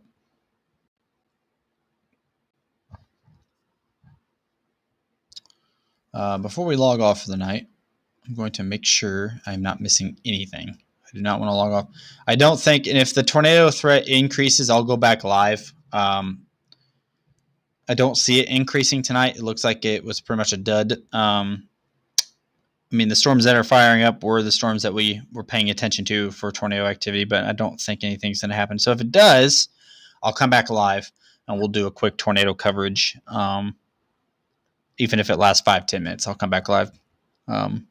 Unless I completely miss it. I'm about to go next door to my neighbor's house and hang out with him, maybe have a beer. So, but yeah, donations. Yeah. I'm not good at asking for donations, but of course I do accept them always. I don't know really the proper way to do it, but I know I have Cash App, Zach Walters Official. Zach Walters Official is also my YouTube channel. But we'll set that up in the Facebook group as well for donations, so you guys can help me out a little bit if you feel the need to. We're in the middle of a pandemic. I completely understand if you guys don't want to. But anything helps, of course. But we'll get to talking about that later on down the road. My goal right now, 1,000 subscribers. We can get that by the end of the month. I will be one happy man. That way I can get some money back for doing this, of course. Let's see what else we got here in the chats. Bitcoin. Bitcoin. Yeah. I need to get signed up for that, especially right now when it's really low. Bitcoin's cheap right now. I need to get in on that before it's too late. Because as soon as it skyrockets, man, I'll be a millionaire. But yeah, hit that subscribe notifications, guys. I really appreciate it. But I'm going to log off for the night. I love you all. If there's anything that happens with these storms, I will jump back on. Casey and I will talk about getting a page up or group up tonight or tomorrow. And then by tomorrow afternoon before live stream starts, after live stream starts, I'll tell you guys to hop in that group. So yeah, let me view these last one. Or Dogecoin. Yeah, Dogecoin's good too. Okay, that's pretty cool, Justin. That's awesome. But all right, see you guys later. See you, Kim.